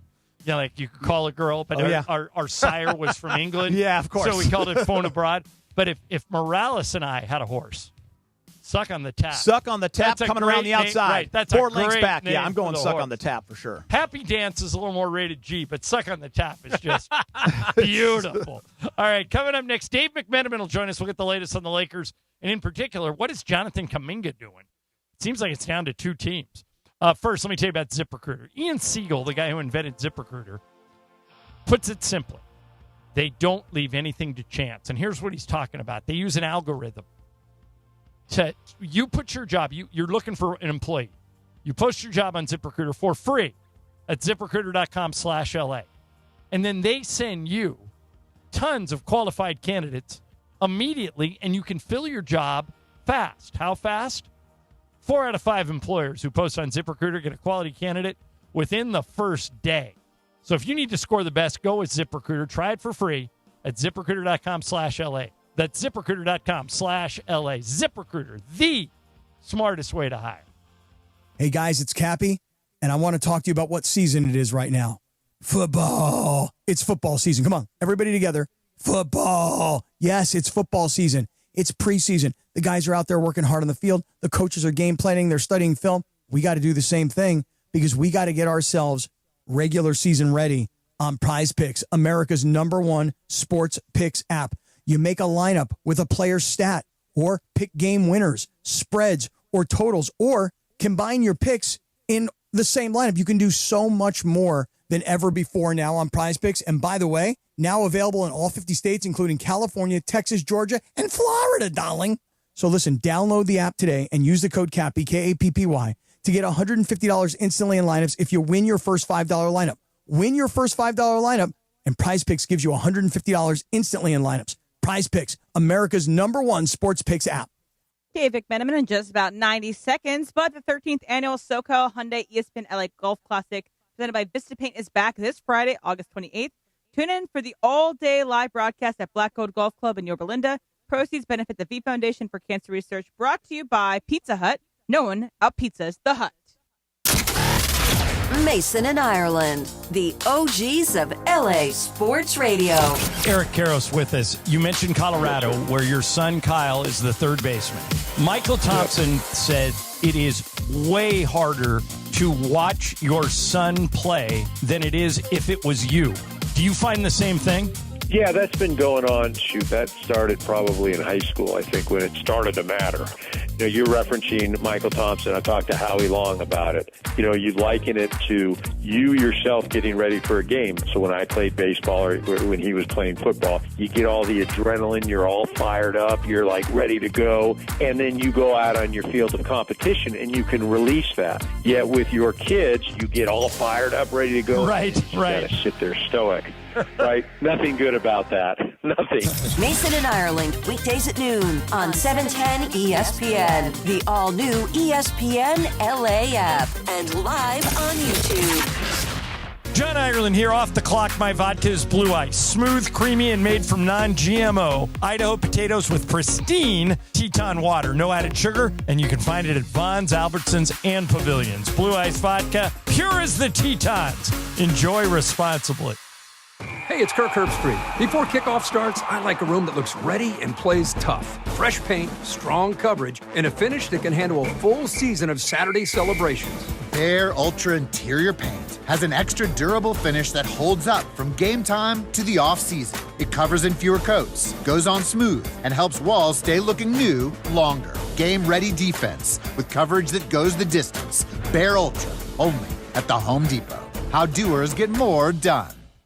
Did you know Skechers makes high-performance footwear for almost every sport you play? Here's what our athletes are saying. Hi, I'm pro basketball player OG Anunoby. I dominate in Skechers basketball. Skechers delivers championship-level performance. I'm WNBA star Jackie Young. Skechers keeps me quick, comfortable, and ready for anything. And you can get high-performance Skechers and hands-free slip-ins technology. Just step in and perform. I'm pro golfer Matt Fitzpatrick. I play in hands-free Skechers golf slip-ins. Find yours at a Skechers store, Skechers.com, or whatever high-performance sports shoes are sold. 118 on a live imaging Tuesday presented by Providence. Providence reminds you of providence.org/SoCalHeart. Well, I hit the post on Jolene. Why not? Whether you're cheering from the stands, spending time with family, or enjoying an active lifestyle, a healthy heart can keep you in the game. Providence is here with expert heart care and compassionate support every step of the way. Providence.org/SoCalHeart. Dolly Parton, rest in peace, R.I.P. She passed away at the age of 80. One of her best songs, one of my favorites, Jolene. Huge hit for her, and we welcome to the show. I did not know this is where he would be. Well, where is But Dave our McMenamin? friend Dave McMenamin is at the U.S. Open tennis tournament and nice enough to join us. That's the kind of from guy he New is, York. man. That's the kind of guy he Dave, is. I didn't know you were going there. You know, I've been twice. Have you ever been before, or is this the first time? This is going to be my first time, and tonight is going to be kind of a celebratory, ceremonial Federer and Andy Roddick, which should be pretty cool. You know, Federer's officially retiring, going to be going to the Hall of Fame, so this is like a send-off for him, who I've been doing my tennis research. He won this thing 5 years in a row, which is just incredible. Unbelievable. And Roddick, by the way, Dave, is the last American to win it, and that was back in 2003. That's how long it's been since an American has won the U.S. Open on the men's side. Men's side, of course. Coco Gauff won a couple years on the women's side. But I'm glad you get to do it. Dave, I had a ball both times. Really, really fun. I'm glad you get to do that. And thank you for making time for us. All right, so here's my question. I was listening to the Hoop Collective the other day, and you were on with Brian Windhorst and Tim McMahon, and you guys were talking about Jonathan Kuminga. And it was my impression, Dave, that both you really weren't going hard on this, at least as hard as Brian and Tim were, that they felt it was down to two teams, Timberwolves and Lakers. And they gave me the impression that they both thought it was more likely to be Minnesota and that they also felt Minnesota might be a better fit. Do you feel the same way? And if so, why? You know, I couldn't give you an answer as to which of the two teams I feel like is more likely to occur. I believe Kurt Heelan of NBC Sports posted something today that his sources tell him that the Lakers are more likely than Minnesota. I don't have information on that. In terms of the fit, you know, my only reticence with Kuminga coming to the Lakers is he's going to need touches. Like, this is about reestablishing his value in order to get the number that he thinks that he deserves in this league. And I'm just not so sure that that is the best fit for him with the Lakers, because to get the numbers that I assume he'll want to put up, he's going to need the ball in his hands. And the Lakers have been built to have the ball in Austin Reeves and Luka Doncic's hands. And so that's my only concern. Obviously, his athleticism, his ability, his youth, all those things are something that you'd want to add to this Lakers team, especially when you look at the number 4 spot and you're not necessarily have a built-in starter with the group they currently have constructed. However, him needing to do the kind of, I say this in no judgmental way, the selfish thing next season in order to get him to where he wants to be in this league, I don't know if that's the best fit. David, how dare you go on vacation and have fun until Kuminga makes his choice? So, Dave, we talk about this a lot with Mike Trudell. We've asked you a couple of times about Jonathan Kuminga. I'll just kind of piggyback what you just said and where John was. Is it the red flags in terms of not working out with Steve and Golden State and with Quinn in Atlanta? How real are those red flags? Because the intrigue and the talent is real, but it's also fair to look at the other side. I mean, I certainly have more empathy for the Golden State situation because that was a team, or continues to be a team, that's the embers of a once incredible dynasty. And it's really hard to be the young player trying to figure your way out just in the league in general, let alone with a group that's been established and has won at the highest level. So that one, I kind of understand. However, he gets to Atlanta, which was, kind of a hand-picked destination. There are other places he could have gone to as the Golden State Warriors considered trade options. And after a half season, Atlanta says, thanks but no thanks. And I know he obviously had, a number attached to his salary that was in the $20 million range. And so you could just say purely it was a basketball decision based on the salary cap for Atlanta. However, I would say if he is that good and that young and that talented and that athletic, and Atlanta had him in their program and they decided to let him walk, I think that at least says something about how the league views him right now. Dave McMenamin joining us. Dave, let's assume the Lakers do not get Kuminga. I think that Walker Kessler, Luka Doncic, and Austin Reeves are locks to start. From what I've read in your reporting and others, Quentin Grimes is likely a starter. Who gets the fifth spot if the season started tomorrow, in your opinion? Yeah, I don't know the answer to it. I'm just going to tell you the three names that I would consider that would make some sense to balance out the rest of the starting lineup with those other four guys if we're going to assume they're going to be there. Yeah. I think you're talking about Sandro Mamushkishvili. You're talking about Zaire Williams, and you're talking about, the man who came from the Portland Trailblazers, used to play for the Sixers, whose name is escaping me. Matisse Thybulle. Or even Jake LaRavia has been thrown in there. Yeah, I mean, I'm sure Jake obviously played a ton of games last year, but those are kind of the three in terms of a new face that you'd have to think are going to be considered because you're going to want to have some 3-and-D capabilities with that spot, quite frankly, and all three of those guys are supposed to be able to fill that role. Dave, talking to hoops guys, whether it's former players or even coaches in the league, because I was not in Las Vegas, but I did watch Lakers Summer League. I'm always into the young guys. It was hard not to kind of fall in love, and I know it's just Summer League, with a guy like Cameron Carr. What did you think about him and just the way he kind of showed out? He was such a bright spot, and it was great to see the joy that he plays with, the confidence that he carries himself with when you talk to him off the court. He's still a teenager, right, or just around there, and he's certainly someone that doesn't come off like he's a young guy figuring it out. He has a really strong sense of self. His ability to not only hit the three but attack the rim is really great to see. He's got great length. He has some bounce to his step. Now, obviously, he's going to need to get bigger, but that's part of any NBA rookie basically coming in. You're going to get involved with the strength and conditioning program that the team provides, and that will happen. But I can certainly see it at some point, just because the skill level is so high, that you'd see him getting minutes this year. Now, think about some of the really good rookies the Lakers have had over the last few years. It still took some time, until Max Christie got minutes. We're going to look back. I think next year we're going to see Adu Thiero play real minutes, and we're going to say, oh, man, where was he last year? Well, it takes some time, and obviously he had some injuries last year.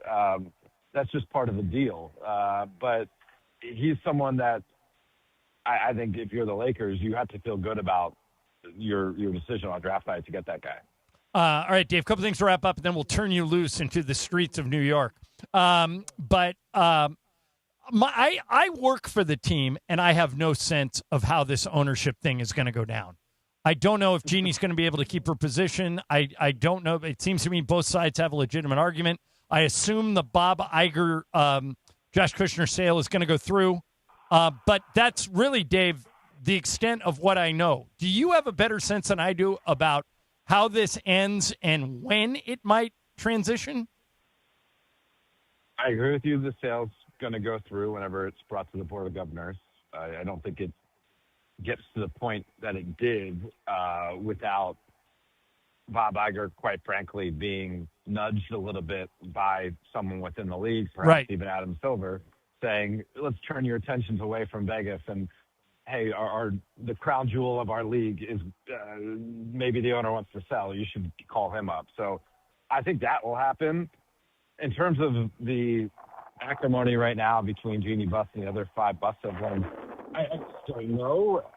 I think if a judge, if it goes as far as being seen by a judge, takes all the evidence into consideration, I have a hard time thinking that a document that was agreed upon back in 2017 that would say that 3 of the Buss siblings as trustees would have to agree to a sale, Joey, Janie, and Jeannie, that would have more relevance to a new agreement made by all 6 Buss siblings in 2025. The tag-along provision, that would be if at any point Mark Walter sells the team, we can vote in order to sell our shares at the same valuation. You know, by my understanding, the siblings agreed to that as a core around October 2025 when the sale was ratified. So to me, that seems like the thing. If I'm a judge taking everything into consideration, I would lean towards that. But I don't know. I mean, I've had several people tell me who know these things, who work in the sports industry and deal in multi-billion-dollar deals, that Adam Streisand's the real deal, Jeannie Buss's lawyer. And so I don't think they say that in terms of a trepidation factor or for what's going to happen to the other 5 siblings, but just that if you are in the predicament that Jeannie Buss finds herself in, Adam Streisand's the right person to hire. All right. Good stuff, Dave. And most of all, have fun back there, man. And get ready for some late nights. I remember a couple of times I said, this match is going to be great. And then I rolled home at 2:30 in the morning. So some of those things can go late. But enjoy it, have fun, and we'll see you when you get back. Yes, sir. Thanks, fellas. All right.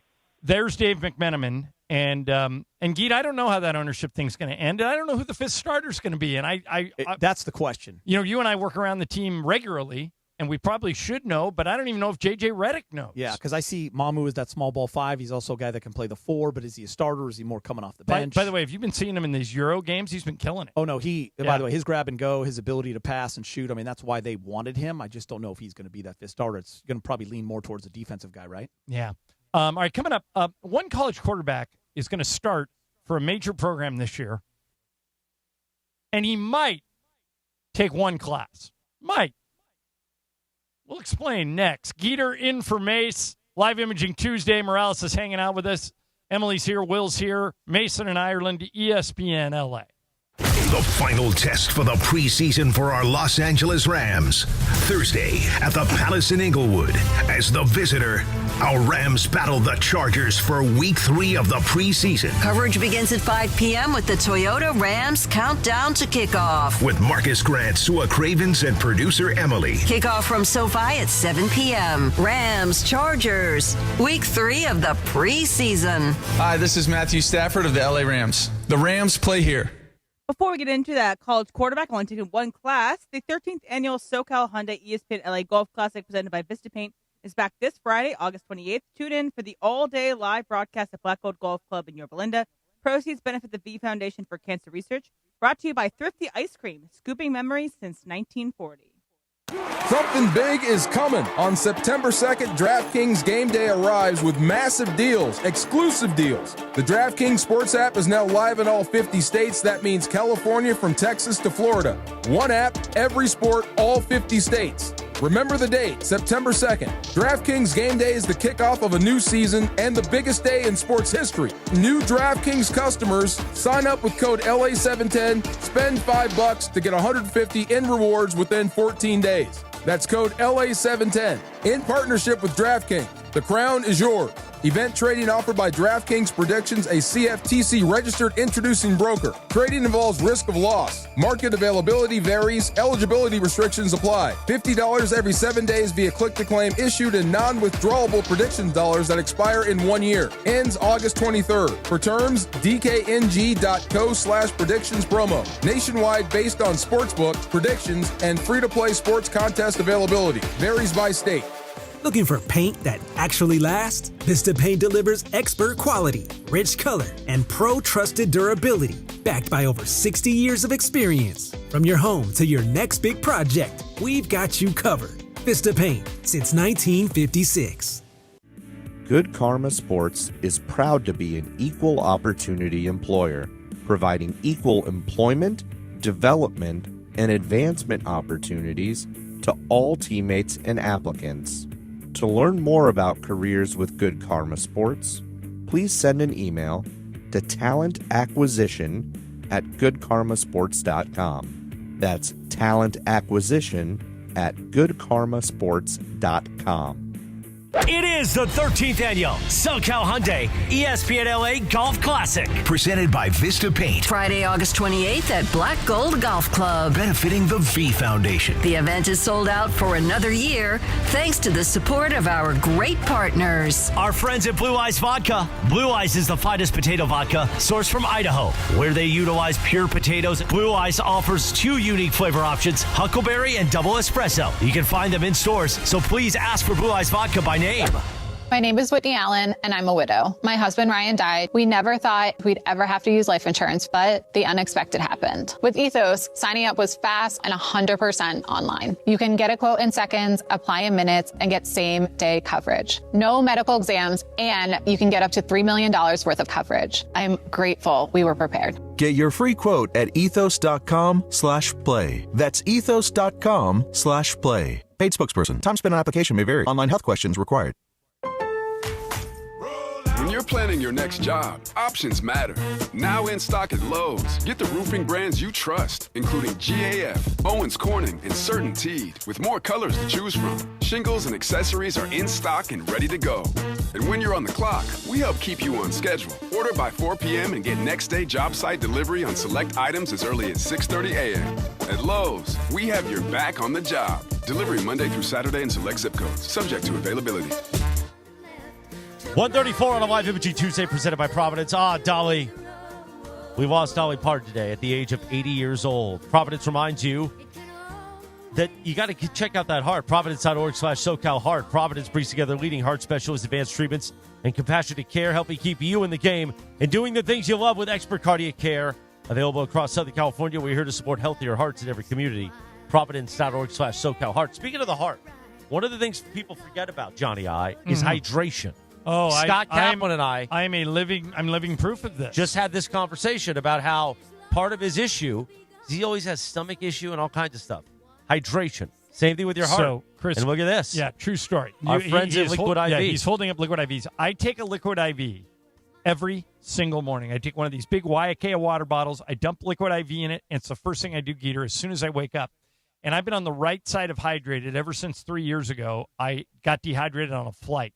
I landed, ambulance had to come get me, went to the hospital. They ran tests on me all night, and the doctor walked in, and he goes, "What did you do today?" I said, "Well, I got up, I played golf, I went and did the radio, I went to the airport, got on a plane." He goes, "How much did you drink?" I go, "Not much." He goes, "You got to stay on the right side of hydrated. Liquid IV." Every day. And by the way, I'd love for them to be an advertiser one day. They're not yet, but I will say this.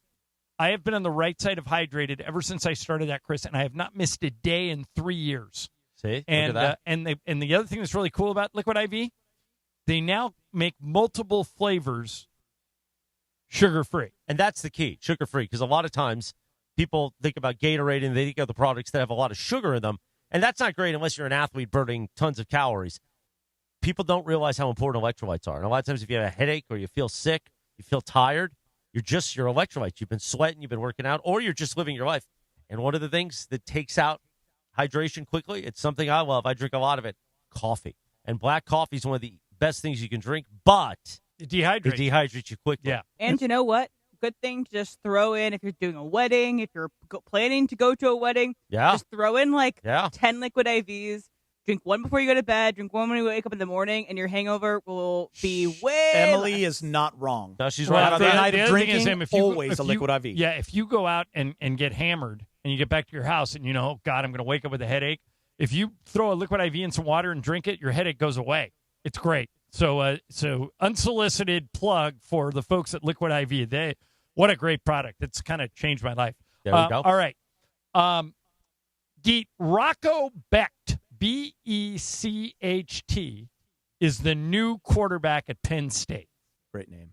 He graduated from Iowa State earlier this year. Yes, you heard me. He graduated. He does not need to take any more classes. But if you're going to play college football and he has a year of eligibility left, you got to enroll in school. So his coach, Matt Campbell, who used to be at Iowa State, brought Rocco with him to be the quarterback at Penn State this year. And he's only going to take one class. He doesn't even know what it is yet. And he's being criticized for that. Does he deserve to be? He already graduated. No, he already graduated. Yeah. Now, here's the harder question. He did his work. Yeah. Here's a harder question. He's got to take one class. Yeah, you do. He can take whatever class he wants. When you were at Northridge, what was your easiest class? Do you even remember? Golf. It was great. Coach Kernan, the baseball coach. Was teaching a golf class. Yeah. So and he that just was went it. and hit into the net all day. No wonder you had that hole in one. Yeah. Okay, so for me, History of Music 132A at UCLA was basically the history of jazz. You could also take a class called Physiology of Music, which is the muscles you use when you sing, and you could take that class pass, fail. So all you had to do was show up, take a couple of tests. If you pass the class, you're done. I have zero issues with Rocco Becht having to take one class and getting to play football because he graduated. Talk about Carson Beck graduated 2 years prior to last season, so he took like a certificate for his degree, even though he already had a degree, his at master's. Georgia, and then he went and played in Miami. Yeah. If it's me, I look at this as like, how much fun is that? Look at all the classes. For me, I'm looking at history of hip hop. I'm looking at a cinema class or a cooking class. Yeah. Just to have and some didn't you fun. say your daughter Millie is already taking a cinema class? Yeah, she's taking a cinema class at Never- SC, and That's she took at a USC, She so took a it could hip hop actually class be- in the summer. I was going to say, a USC cinema class could actually end up being, if she does ever want to work in the entertainment industry, something that actually does turn into Their something. department is off the charts.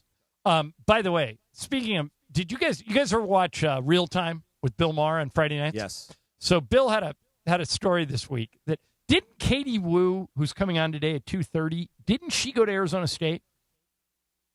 I think she did. I think she did. I'll look it up. Okay. But Maher, he was doing it as a joke, but it's not a joke. Do you know you can major at Arizona State in influencing? Yeah, I brought that up in a fast track like last week, I think. That doesn't surprise me anymore, John. So if you want to learn how to be Paris Hilton, you can just go to Arizona State and major in influencing? You can, and you can make a lot of money. Is that a good thing or a bad thing? We'll throw it to Katie. Yeah, we'll the parent see. in me doesn't love it, John, but it's real, and people are making absolute bank. There's a volleyball player that made over $250,000 last year at Texas just because of Instagram influencing. What, female? Yes. But I'm the guessing income- she's not unattractive. No. The income can fluctuate, though. That's the one thing that you have to impress on these kids is that your income will fluctuate, is not consistent because it's basically a gig economy. You're your own business. And so you have to drive that business. And if you ever want to take a break, if you want to take some time off, that means your income stops. And so it's just telling kids also how to make that into a business is important. Yes, Katie did graduate from Arizona State University. Okay, so we'll when she comes on at 2:30, we're going to talk to her about the Dodgers. And one more thing about this, like the guy taking the one class, I find it interesting because it does put schools that do care about grades at a disadvantage. So you have Penn State, that can have the kid in one class and that counts and whatever. I'm not denigrating all of Penn State. I'm saying that the football program does not care. But I feel like UCLA in the past and other schools like a Stanford, they might care about actually if this kid can get, a 2.5 in their classes. So I feel like it puts schools that have high academic rigor at a disadvantage to keep these kids in the program. Like Stanford. Yeah. Before we go to break, you wanted to talk about this Ed Oliver Buffalo Bills story. So how would we set that up? How would we explain to the audience what happened? Yeah. So what happened was a player Ed Oliver is a star defensive lineman for the Buffalo Bills. Yes. And he lost a child over the summer. His child. Yes. Yeah. 2-year-old. To drowning. And it's a terrible story. It's the parents' worst nightmare. It is something that no one wants to wish upon anybody else. And so at camp, he I don't even know if he asked them to not say anything, but there were journalists around that were covering the team closely. The beat reporters made an agreement. Maybe they didn't even talk about it, but everyone just understood. We're going to wait for Ed Oliver to share this news as opposed to us, quote unquote, breaking this news. Okay. And then out comes Tony Farmer, who is at these camps covering it, and he basically treats it like a salacious breaking news that he's going to talk about it on his Substack. And he broke the story without checking with Oliver first. Exactly. And so then it's treated as if it's like, this player broke his leg, but no, it's just the worst thing that's ever happened in this man's life that you are breaking without his permission.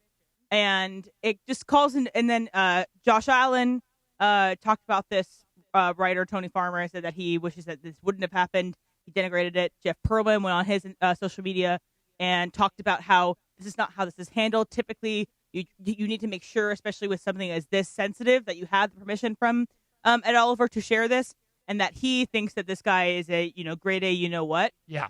If you were the Bills version of Artis Twyman, if you were the Bills PR person, Artis is the head of public relations for the Rams, and works closely with us. So when we want a Ram, we call Artis, and he's been a huge help to us at the station. He's really good at his job. It's a very interesting subject. Geeter, I've said many, many times on the radio, kids and families are off limits to me. If you want to talk about them and you want to bring them up, like Kobe would talk about Gigi and Natalia and Bibi, and when he brought it up, I would follow him down the road. If he didn't bring it up, I would not engage in a question about wives, families, kids. I think just because you're an athlete, you do not give up your privacy at home. I think that this guy, Tony Farmer, should be ashamed of himself. But being honest, Ed Oliver has not been practicing. And so the Bills said when they were asked, why is he out? They were just saying, we're not talking about it.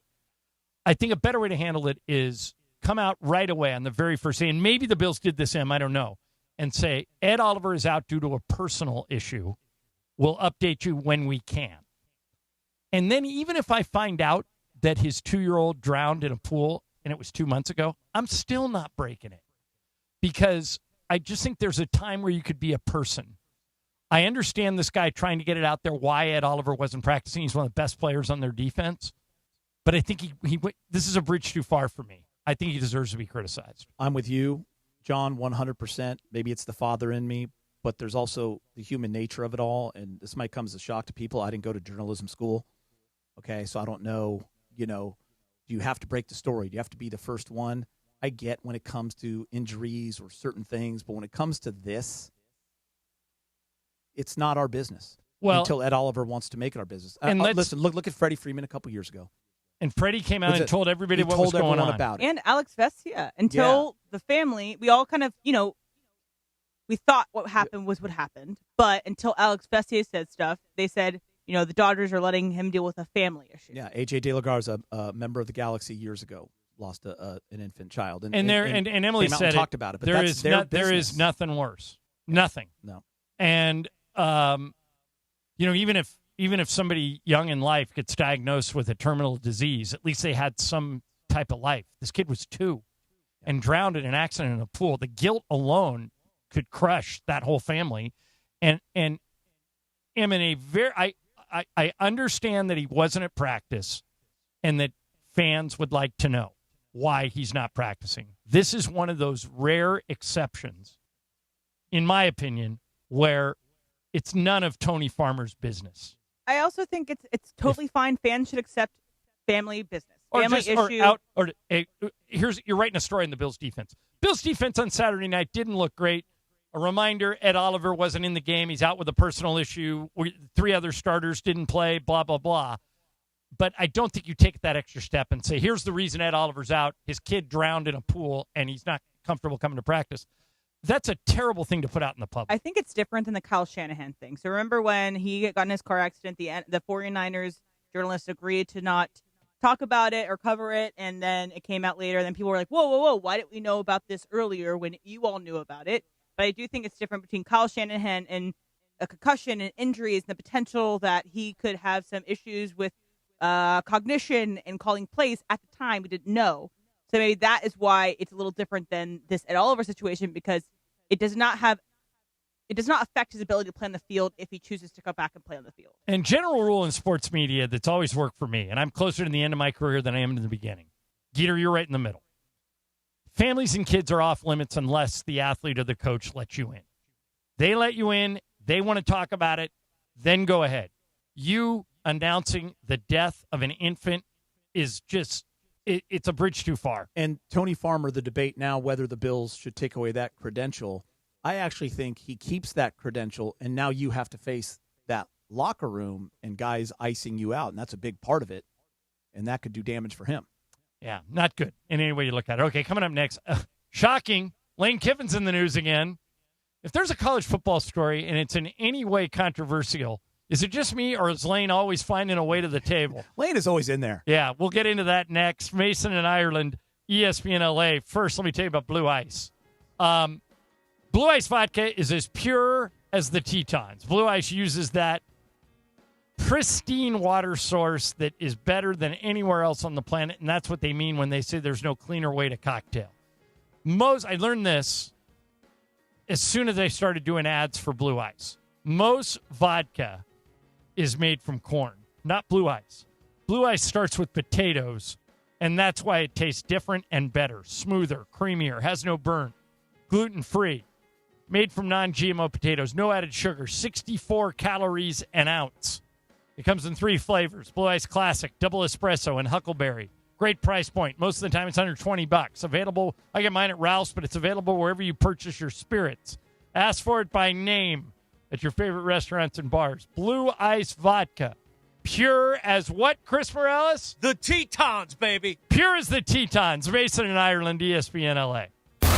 USC football. Fight on. Miller at the 5. Miller in the end zone. Touchdown, USC. The Trojans kick off the season Saturday, August 29th against San Jose State. Right into a sack. Boom. Down he goes. Dives inside of the end zone. Touchdown, USC. Jake Mayava's done it with his feet again. Kickoff is at noon. On your home for Trojan football. USC football is back this fall on ESPN LA. LA's mega sports station. Fight on. It's DeMarco Farr and my guy, Attorney Big Al, in studio with me today.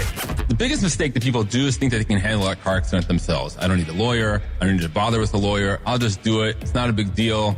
I'll talk to the insurance company and handle it myself. That's the biggest mistake you could do because you don't know what you're doing. There are lots of different aspects of a car accident that you're going to mess up. And as you mess up your case in 1 week and 2 weeks and 3 weeks, by the time you call the lawyer, it's way too late. You already messed everything up. So the first mistake is thinking that you can do this yourself. You're not going to do a good job. You're going to hurt yourself and cause yourself a lot of pain down the road. The point of getting an attorney is to let them take care of all the problems. They're the experts. They know how to deal with all the problems. They know how to fix your car. They know how to get you treatment. They know how to deal with insurance companies. Don't do it yourself.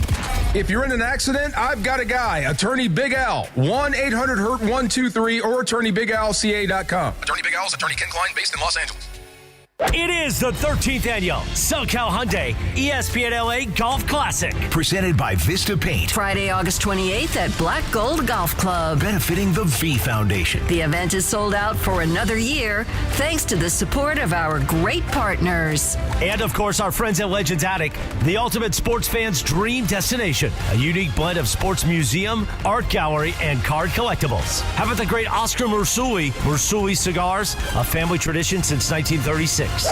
Here's the deal. The government is over $38 trillion in debt, which means the IRS isn't slowing down. And the tax code is complex and unforgiving. So it's not surprising if you're one of the millions of Americans that owe back taxes to the IRS. Unfortunately, they're the world's most powerful collection agency, with the ability to garnish your wages, seize your bank accounts, and even take your home or business. But don't be stressed or worried any longer. We're Optima Tax Relief, America's most trusted tax resolution firm. We have resolved over $3 billion in tax debt for our clients. Our award-winning professionals deal with the IRS every single day, protecting our clients and preparing them for the best possible resolution. For tax help you need, for tax help you can trust, give Optima a call today. Call 800-480-6932. 800-480-6932. 800-480-6932. Optima Tax Relief.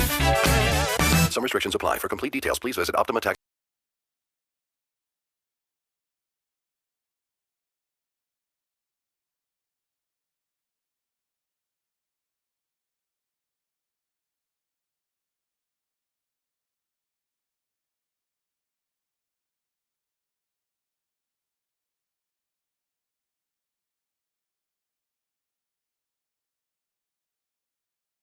Our owner since 2022, an independent owner, rebranded this week, 30 years in the making, to Good Karma Sports. Craig Karmazin, Steve Politziner, of course, Sam Pines. We call him station owner, Sam Pines. I can't even tell you about the joy that Good Karma has brought to ESPN LA. The belief in what we do, the fun and frivolity as we talk about complete game changer. Yeah. And so much of what we do here is because of the belief from Good Karma for us to be able to have multiple voices on the air, to have the support, to do big events like the Mandy's and All-Star Friday Night, the ESPN LA Golf Classic, which is coming up Friday, to have great play-by-play partners like Johnny I and the Lakers, the Rams, the USC Trojans, the LA Kings, LAFC, the Angels, and, of course, great national play-by-play. This is Good Karma Sports Week as they celebrate their 29th anniversary coming up on 30 years in the making. That's why they rebranded, and we rebranded to Good Karma Sports. So congratulations to everybody. We are proud to celebrate Good Karma Sports Week here at ESPN LA. It's amazing what Good Karma's done for us, and we're going to keep rolling. Keep rolling. I'm on the team. He mentioned Steve. Can I have that? Yeah. No. So our company's I'll get you basically run by three guys. All right. It's run by Craig, Steve, and Sam. Steve Geeter is one of the few people on the planet who likes golf more than us. And his wife is a good Blasphemous. golfer. Yeah, his wife is a good golfer. So Steve, if you ever meet him, chances are it'll be in a golf. I've met Sam. I haven't met Steve. Yeah. Sam's a good player, too. All right, so I mentioned Lane Kiffin. And, of course, he's in the middle of this. You're hearing every day now, and this is probably a one-year problem, because when COVID rolled around, different players applied for an extra year of eligibility, because a lot of them lost eligibility because of COVID, or their season got kneecapped because of COVID. And so, Geeter, actual players that have played in NBA training camps and in NBA preseason games, after they get cut, they're coming back and saying, hey, I want my fifth year. Your daughter Millie is starting at USC. She gets 5 years now, no matter what. There's no red shirts anymore. She gets 5 years. She can leave early if she wants, but if she doesn't want to, she has 5 years of eligibility. So what's happening is a lot of these college football players are going to court and saying, hey, I want a fifth year, and judges are siding with some of the players. Now, this will eventually go away now that they've changed the rule. But in the meantime, today, the Big Ten came out and said, well, we're not going to allow that.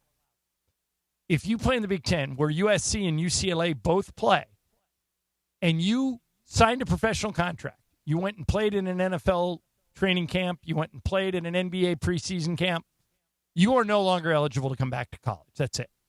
The problem is that Lane doesn't play by those rules. Lane has already taken one kid who was a tight end in Brown's camp and put him on LSU. LSU starts Saturday. 3 days ago, this guy was in Brown's camp. But that's Lane. And when he was asked about it, he said, hey, look, they're either going to be playing for me or playing against me. And to me, that makes sense. So I admire the Big Ten because I think this is stupid to let guys who have turned pro come back and play college. I hate it. But this is example geek number 2,000 of why the NCAA sucks. And the SEC is allowing it. Right, because if the NCAA had any backbone, had any spine, they would come out today and say, no conference can accept it. Not Lane, not the Big Ten, not anybody. If you turn pro and you participate in an NFL training camp or an NBA training camp, your eligibility is voided. That's it. But because they didn't, guys like Lane, and Lane's always been a guy who walks the line with the rules. You know, he'll walk right up to it and sometimes jump over it. Lane now has a competitive advantage over the Big Ten schools because the NCAA won't do their job. Yeah, they do have a competitive advantage. And that's the issue, and that's why the NCAA does have to step in. The NCAA, John, to me, has always been such a problem. Yeah. Because they're plant spineless. their feet wherever they want to and ignore other things. I remember being a college athlete, and yes, that's a long, long time ago, but our coach not even letting us use the phone in his office because it was not allowed. I mean, something stupid like that. The way they dinged USC years ago, Reggie Bush, but nothing with Miami. Or nothing with Alabama, LSU, or Alabama, Georgia. Auburn, the whole thing. They're all doing money handshakes. And everyone's doing it, right? So at some point you have to – the rules have to be the same for everyone. Right. If you want to have equal advantage for everyone. Lane really – listen, like Lane does – he does cross the line for sure, but right now he's playing with inside the rules of the SEC conference. And until the NCAA or there's this Save College Sports Act that's now in Congress, if that gets passed, it might help solve the problem. But until the problem is addressed, the Big Ten is stupid for letting Lane have this competitive advantage. The Big Ten's trying to do the right thing. The problem is now when they play SEC schools in the playoff, their 17 and 18-year-olds are going to be going up against 25-year-olds. And there's also another part of this, John. If you're a parent of a young athlete or you are a young athlete and you're 18 years old and you're a freshman, you're being recruited, or you're even a sophomore, junior, and a guy comes in who was just literally at NFL training camp, he's good enough to be there.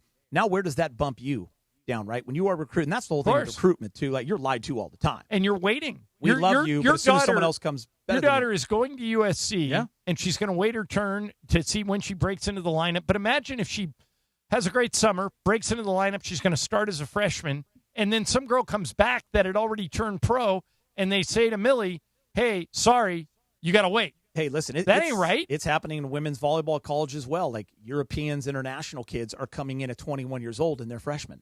Right. The NCAA needs to get involved. I mean, John, you're much different at 24. Of course. Than you are at 18. Physically, mentally, all of that. I mean, I wish I could have played college when I was 24. Yeah. I was way better than when I was 20. Well, a lot of times BYU has advantages because those kids go on Mormon missions and come back, and they're playing when they're 25, 26-year-old against 18-year-olds. So it's just something to keep an eye on. Right now, Lane's going to take these guys, and right now, by court order, they can play. And I think the Big Ten come out and saying, illegal in our conference puts them at a severe competitive disadvantage. And, John, what's the saying? You take the genie out of the bottle, right? Like, that's the whole point, right? With NIL and rev share and all these factors that are going into college sports. And now you add professionals being able to go back and get that final year. When you open the door, man, it's a mess. That's why you have to be strict with your rules, and everyone's got to follow them. And they all got to be the same for I know every it's school. naive to think that that's going to happen. Yeah. All right, coming up next, Fast Track. Emily will get in here, throw a bunch of stuff at us. Geeter, Chris McGee in for Mace, Mason and Ireland, ESPN LA. At ESPN Los Angeles. 7:10 a.m. KSPN Los Angeles, a good karma sports radio station. Fair warning, one Sunday Swagger polo ruins every other shirt in your closet. Hey, it's Chris Morales. Buttery soft, 4-way stretch, prints with an actual personality. Made for golf, approved for the clubhouse, the tailgate, and everything after. 250,000 people already own their Swagger. Buy one, get one 50% off. Code ESPN. SundaySwagger.com. Code ESPN. Buy one, get one 50% off. SundaySwagger.com. Code ESPN. We got Fast Track coming up in about 2 minutes, but first, join Beto Duran this Thursday on the brand new digital show, the Ralph's High School Football Weekly. Tune in live every Thursday at 10:30 a.m. on the ESPN LA YouTube channel, with a replay on Fridays at 10:30 a.m. Each week, Beto will be breaking down all the biggest matchups and interviewing some of the biggest names in the Southland. Watch Thursdays at 10:30 a.m. only on the ESPN LA YouTube channel, thanks to Ralph's. Oh, hey, Sarah. Did you hear my daughter Katie got Camper of the Week? That's a big deal. We got a big deal too, right, Mom? Honey, shh. What's that? Okay, that Hyundai Santa Fe, I only paid. Nice. Deal's so right, it almost feels wrong. The Hyundai Getaway Sales Event. Get 0% APR plus 0 payments for 90 days on the Tucson, Santa Fe, or Santa Fe Hybrid. See your SoCal Hyundai dealer. Offers end September 8th. Call 714-568-7676 for details. There you were, surrounded by fans, sharing wings, sharing drinks, high-fiving random strangers. Everybody remembers the game, but nobody remembers the guy coughing behind you until a few days later. It's 2 o'clock in the morning. You wake up, you got a fever, your throat's on fire. So now what? Urgent care closed, ER slammed, telehealth? Maybe, but the pharmacy's closed. You need a medical emergency kit. These are not first aid kits, everybody. They contain essential prescriptions used for over 30 common conditions, sinus and ear infections, UTIs, stomach bugs, traveler's diarrhea, and more. You can even use your doctor-developed guidebook to select the right prescription or call their telemedicine doctor standing by. It's like an urgent care in a drugstore in your house. When you're sick, traveling, or stranded, you'll wish you ordered a medical emergency kit.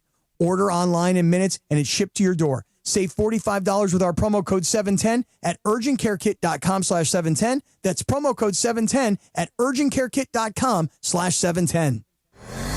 The Circa Million Pro Football Challenge is back. The greatest football contest in the world, coming straight at you from the greatest sports destination in the world, Circa Las Vegas. A guaranteed $6 million is up for grabs with a cool mill and the coveted blue jacket going to the winner. And hey, if you suck, no prob. Come in last and $100,000 is coming your way. It's $1,000 per entry, max 10 entries per person. Enter in Nevada, play from anywhere. Learn more at circasports.com. Circa Las Vegas, the time of your life. And it is 2 p.m. in the Southland on the biggest show on the radio, Mason in Ireland. It is time for Fast Track. Fast Track. The return of Fast Track, driven by our friends at Cerritos Auto Square. Why do more people buy their car at Cerritos Auto Square than from any other location in Southern California? Easy. With 24 dealerships side by side, car shoppers can find the right car at the right price at the right location. Cerritos Auto Square. Learn more at CerritosAutoSquare.com. Time for Fast Track. Down low is 350 cube, 3.25 horsepower, 4-speed, 410 gears, 10 coats of competition orange, hand rubbed lacquer with a blue plain manifold, open race cams. Fast Track on Mason in Ireland. Time for Fast Track. Take it away, Mace. All right, no Mace today. Chris McGee in for Mason and M. Zoom. What do you got? So we were just talking about Lane Kiffin last segment, but there was another interesting story about Lane Kiffin that has nothing to do with college football players coming back from the NFL. Okay. It had something to do with when Lane Kiffin left Oxford, Mississippi to leave to go to LSU, that they, Ole Miss, had an FBI agent search through the football department, the football offices, to make sure that there was no quote-unquote bugs, recording devices, left in his office. Is this overkill? Is this really necessary? Like, what would you do if you were Ole Miss? If I was Ole Miss and a normal coach left to go to another school, I would say, Coach, thanks for your service and go. But Lane actually left Ole Miss when they were ranked higher than LSU is. And we just talked about how, Geeter, you don't put anything past Lane. I not only would have had the FBI sweep for bugs, I would have had the CIA, the Navy SEALs, anybody who has any military background. Because would you put it past Lane to put bugs in every room? I'm just going to say this. It absolutely tracks. And I believe the quote was, "You don't know him like I do." So, yeah, sometimes you got to check all the corners. I would not trust Lane. I as far as I can throw. And I think he's a great college football coach. He is a great college football But coach. if you trust Lane, shame on you, because he's going to say whatever it takes to get ahead. Yeah, and you got to check all your You got to check all your boxes. Yeah, I trust Lane about as much as I trust Bill Belichick. I'm sure he got a big kick out of it too. Yeah. Right? Don't you think? I mean, Lane probably loved it. And what's next? Before I move on to what's next, the 13th annual SoCal Hyundai ESPN LA Golf Classic presented by Vista Paint is back this Friday, August 28th. Tune in for the all-day live broadcast at Black Gold Golf Club in Yorba Linda. Proceeds benefit the V Foundation for Cancer Research. Special thanks to Vista Paint, where color, creativity, and chemistry meet. So you both have children. How many kids do you have again, Peter? 2 girls. 2 girls, and John, you got a boy. Right. So when they were little, I'm sure you were super great when you were in charge of them, but sometimes they get to go places where you don't anticipate. So yesterday in an MLS game, there was an interesting moment where a young child, like a baby, a toddler, waddled out onto the field. Here's a call of that moment. Value of what they built up, though, with those 9 wins in the first 11 has set them up where they are still safely amongst the top 4. There's a baby on the field. You mentioned Chicken Little. I think she wanted a piece of the screen time. That's way better than the raccoon. Yeah, so little child got onto the pitch during the game. They stopped the game, and child got off safely. So did any of your kids get into a place they shouldn't as a toddler? True story. I grew up across the street from a guy named Jimbo Lull. He's 7 feet tall. He was the center at the University of San Francisco. Then he went and played overseas. He just wrapped up his career, just got married. But Jimbo played in a lot of big youth basketball games because he was so much taller and better than everybody else. So I would take Jack, my son, to the games. And Geeter, you know this place, the Adventureplex on Marine. Of course. So Jimbo's playing, and he's, I don't know, he's in 4th grade, 3rd grade, and he's, scoring every basket. And Jack, my son, is 2 or 3 at the time. And Lisa and I are sitting in the stands watching the game, and I look out, and the action is on one end, and I look down, and from the other end of the court, here comes Jack, who had just learned how to walk, barreling towards Jimbo because he knows him. And he goes, Jimbo, I bolt out of the stands, pick him up like a football, and carry him off before any incident happens. So I'm sure a lot of people are blaming the parents for that baby getting out there. But here's the backstory. That baby was the son or daughter, I know it was a boy or girl, of the goalie. And they saw it, let's say it was a girl. She saw her dad in goal. She just wanted to go see her dad. The moms looked away for a second, and she bolted for the goal, and there's a baby on the field. So I actually understand how this happens. I'm just glad nobody got hurt. The baby's on the field. Did your kids ever wander somewhere they weren't supposed to? Especially the first child. I became a professional lifeguard when they were little. I became a professional protector. I was the guy that, as she was climbing up the slide, just the steps, I'm right behind, like with my hands, like just in case. So I was way too over the top. I don't know where that came from, because when I was a kid, the stuff that my brother and I would get into, absolute insanity, and they knew nothing about it until we were in our 20s and we told them. So it can happen, but man, I was very eyes on. All right, so I'm going to alienate the entire YouTube chat who hates when I tell stories that I've told a bunch of times before. Not the same story. Yeah, that one. So I don't, Geeter, the only reason I'm telling this is I don't know if I've ever told it to you, and you will find it very funny. First of all, can I say something? Yeah. I don't care if you tell the same story, John. Yeah. I enjoy your stories. Well, proceed. Yeah, but you are not in the YouTube chat with the haters. But there's a place in El Segundo that my guess is you have been there. I go there a lot.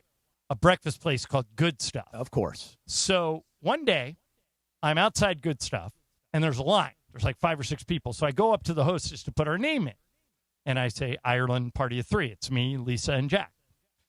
And I turn around, and Lisa's right behind me, and no Jack. And I said, where's Jack? And Lisa goes, I thought he was with you. And I look across the restaurant, and I grew up, or I still live. She doesn't live there anymore. But I used to live 2 streets away from Jeannie Buss when she was dating Phil Jackson. And I look over across the restaurant, and I see Jack standing at the table talking to Jeannie and Phil. And Jack's like 3, maybe 4. He barely knows how to talk. And Jeannie relayed this story to me later. He walks up to the table, and he knew Jeannie because it's one of his neighbors. He goes, hi, Jeannie. She goes, hey, Jack. She goes, for people who don't know, I have a special needs kid, so he's super direct and has no filter. And he points, Jack points at Phil and goes, who's that? And Jeannie goes, well, Jack, that's my boyfriend, Phil. Jack, who is oblivious to Phil Jackson, Jack doesn't know who that is. So he goes, Phil, what are you eating? And Phil doesn't suffer fools at all, but he realizes unless he doesn't answer the question, the kid's not going to shut up. So Phil goes, well, Jack, it's a scramble. And Jack turns Geeter and yells from the corner of the restaurant, "Hey, Dad, Phil's having a scramble." And my face must have turned white because I just saw this whole dynamic. I looked up, and it was Jeannie, Phil. To their credit, Jeannie and Phil found this funny. They could see how horrified I was. I come up, again, pick up Jack like a football. I go, "Coach, I am so sorry. I was playing zone defense instead of man-to-man." He liked that one, I bet. Yeah, he goes, "Don't worry about it." Jeannie's laughing hysterically. And that's the beauty of kids. She The no thinks filter. It's the funniest thing ever. No filter, don't care, guts. Walk up to Phil Jackson. Don't care. Yeah. It just I lost my kid for about 15, 20 seconds. Might have been more than that, a minute. Halloween. Longest minute of your life, right? By the way, yeah, like on 7, there's these walk streets, and it's packed in Halloween, and I was, I had a couple pops and maybe a gummy. Am I allowed to say that? Oh, sure. Okay. I mean, you already said it. Okay, fine. You always look away when I say stuff. I'm bracing for impact. Yeah, maybe but she really wasn't lost, but just for that 30 seconds, the panic. But we always told our kids, go find a mom. Yep. You know what? Go find a mom. That was my advice for many years. Go find a mom. Go find a mom. Yeah, exactly. I'm just kidding on the gummy. Wait, no way. That was a total. Hold on. Comedic effect. Is this true? What now? I can't do it, John. The YouTube chat has weighed in about my story. You know what they say? What? Not the same story. All right. By the way, there was a woman, Danielle, I believe, that said, this is way earlier, John. I wrote it down because I wanted you to know that Danielle, a female, said, "John, keep talking. I love it." Oh, there you go. So got good pipes, this kid. She obviously hasn't. She hasn't been listening for the past 8 years. But you're like the okay. rest of the YouTube chat. The female's digging it. So yeah, Mike Gonzalez, great story, Ireland. Again. All right, more Fast Track coming up right around the corner. Mason and Ireland, ESPN LA. It is Fast Track on Mason and Ireland on 710 ESPN, the all-new ESPN LA app, and always on YouTube at ESPN Los Angeles, driven by Cerritos Auto Square. It is time for Fast Track. Fast Track. Why do more people buy their car at Cerritos Auto Square than from any other location in Southern California? Easy. With 24 dealerships side by side, car shoppers can find the right car at the right price at the right location. Cerritos Auto Square. Learn more at CerritosAutoSquare.com. Time for Fast Track. More Fast Track next. You never know what you're going to get when you wake up with Sedano and Cap. Okay, so real quick, George. I was supposed to go to see the Black Crowes, one of my favorite bands, tonight at the Hollywood Bowl. Hey, little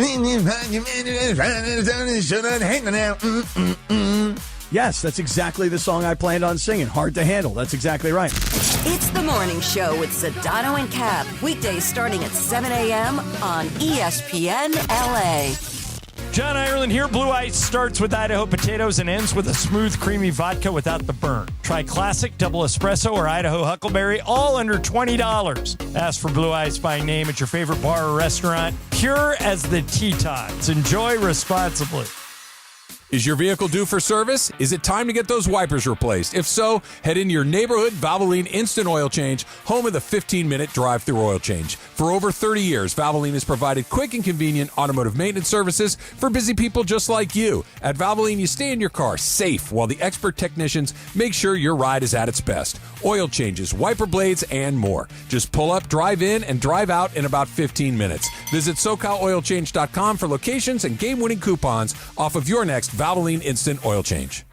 Head to Waba Grill for $5 happy hour, weekdays starting at 2 p.m. Choose from 5-piece dumplings original or chili crisp or a spicy boom boom taco. Pair with your favorite premium or beverage, including our new strawberry watermelon lemonade refresher, both for just $5 only at Waba Grill.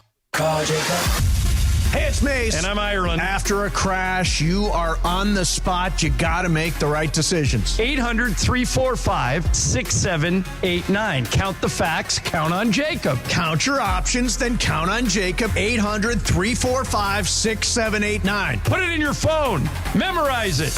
Accident or injury, call Jacob and Ronnie. Call Jacob 1-800-345-6789. Call Jacob. Harry Douglas here to help you ignite your taste buds with Firework Freeze 5-Hour Energy Shots. Juicy cherry, citrus lime, and blue raspberry. It's that iconic freezer pop flavor, but with none of that guilty sugar aftermath. The perfect summer kick. It's delicious, portable, zero sugar energy shot bursting with flavor. Bring on the summer with Firework Freeze 5-Hour Energy Shots, available online at 5hourenergy.com and on Amazon.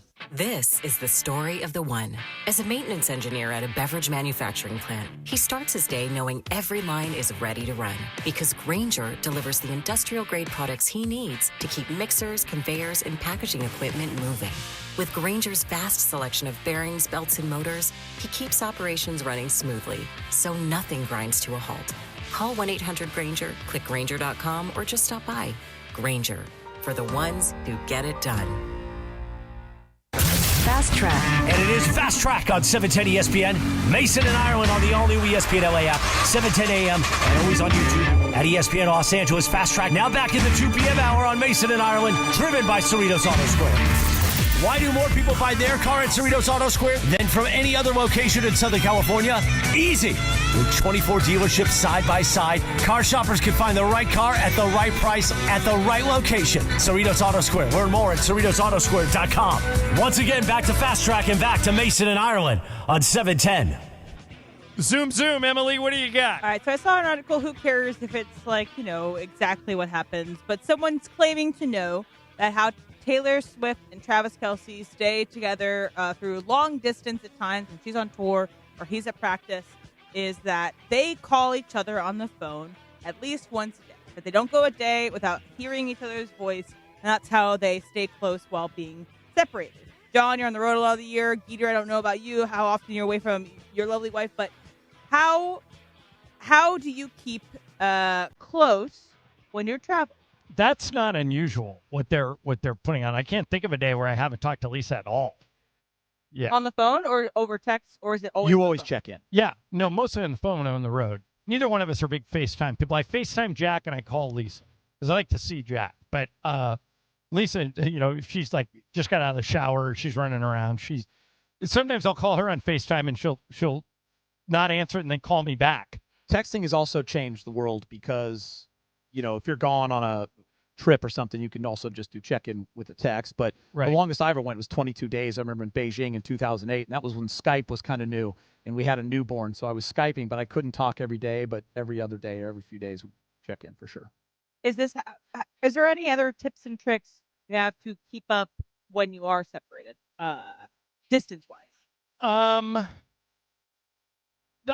No, I mean, I'm on the road a lot more than anybody else, but I just, as long as you talk to them every day, I think you're covered, right? Yeah, I say, like, before you go to bed, say you got in at a good hour, it's always nice to check in if the time zones align. Or in the morning, I would say, too, hey, what do you got going on today? Just share the day a little bit for all of you out there that want to keep it fresh and keep it tight. I goof on Lisa because I'll call her, and it'll go to, like, one ring, and then I know she's blowing me off. And so I'll text her bigger name on the other line. I like that. Yeah. You know what I always do? I'll put if no one gets back to me in my family, because now it's more the family when I check in if I'm on the road, I just do the little cricket emoji, like what's going on? Am I getting iced? Maybe a cooler.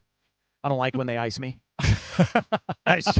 I'm been carrying everybody financially and emotionally for years. But I don't think don't ice me. What Travis and Taylor are talking about is all that unusual. Most married couples talk every day.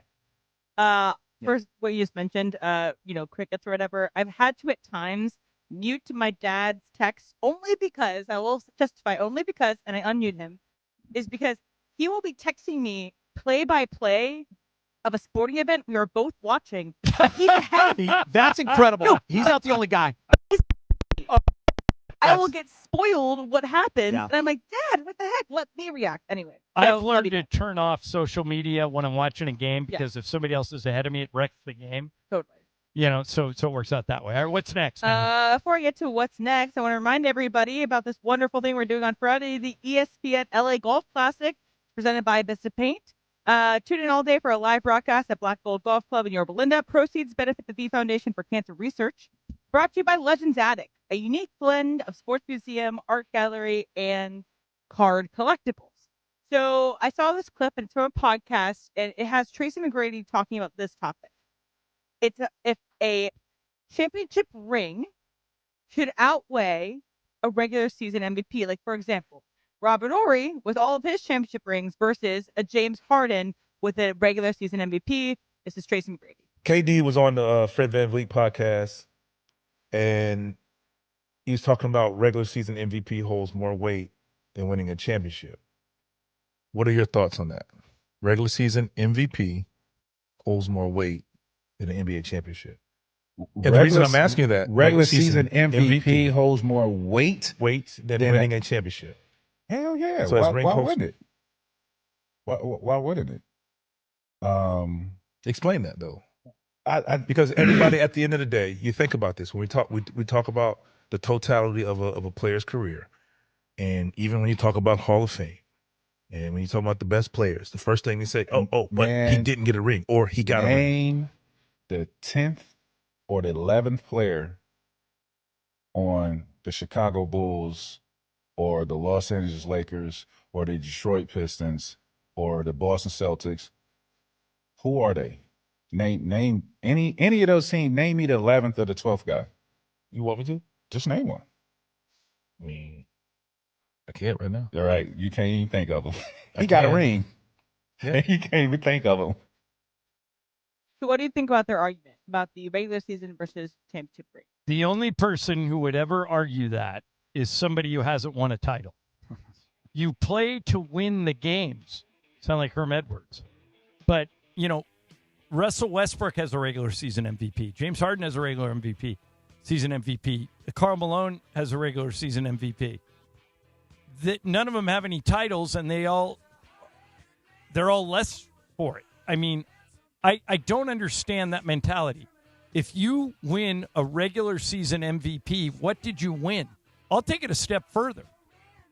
I'd rather be a finals MVP than a regular season MVP. Book that. Because that means I won. Facts. Jaylen Brown. I don't get it. Listen, for me, I get what an MVP of the NBA regular season means. It means you're making a lot of money. It means you do have a chance at a Hall of Fame career, and you are in an elite category. I will not take that away from anyone. That is a special group that is reserved for greatness. But ask any guy who's ever won a title, would they trade that ring? And the answer is no, because it's the body of work, it's team, and it's why you got into the game in the first place. And by the way, if you're on a championship team, you probably did okay. Right. I mean, if it was Charles Barkley, I would love to know the real answer. He has an MVP, correct? No rings. Let's just say he had the career that he had, top 50 all time, but did not win that one MVP, but he did win one championship in 93, and he beat the Chicago Bulls. Do you think he would trade that? No. He would trade his... No, I'm saying he would take the ring, wouldn't he? A championship... Yeah, he would take the ring over the 93 MVP. The only people who would argue that a regular season MVP is worth more than a finals MVP or a championship ring has never won the title. Because until you win it, there's this giant hole. Yeah. His argument... I don't even have to look it up, but I'm guessing Tracy McGrady never won a title. He did not. Yeah. I mean, so how would he know? I guarantee you, and take it to another sport, Matthew Stafford would rather be holding up a Super Bowl MVP rather than a regular season MVP. And he's won them both. Great analogy.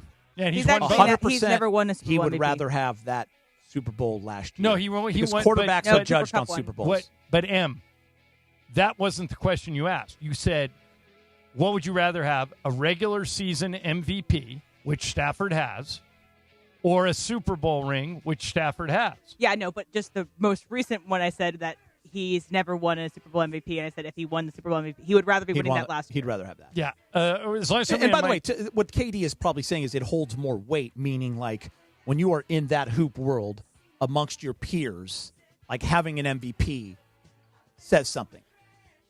That's all I'm saying. That's probably what KD's saying. Yeah. Right, John? Don't buy it.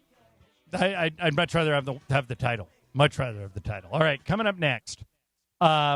Katie Wu from The Athletic will join us. The Dodgers have a big series starting tonight in Atlanta. There's lots going on with their ownership. There's lots going on with their pitching staff. We'll get into all of it with Katie.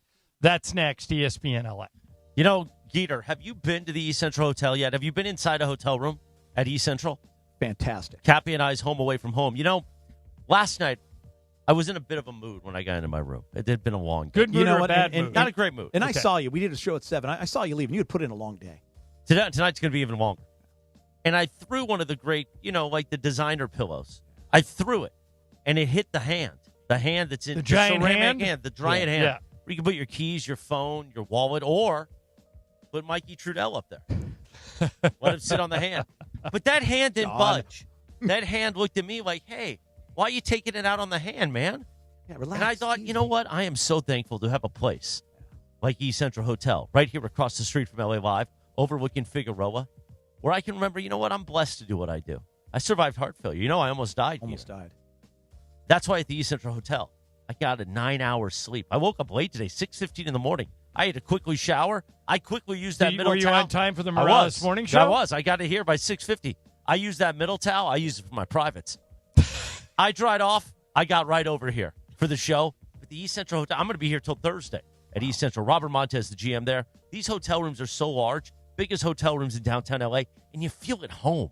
And you didn't break anything when you threw it. No, it hit the hand. The pillow bounced off, and the hand just looked at me That's like, huge. come on, man. What are you doing, Jack? East Central Hotel. Man. We got the fall season coming up. You're going to need a place to Come on, man. You're going to need a place to stay. Don't get behind the wheel drunk like Tony Romo, and don't do tawdry things like Jed York in those hotel rooms. No, don't want to go there. 140? Come on. What? You get what you pay for. See?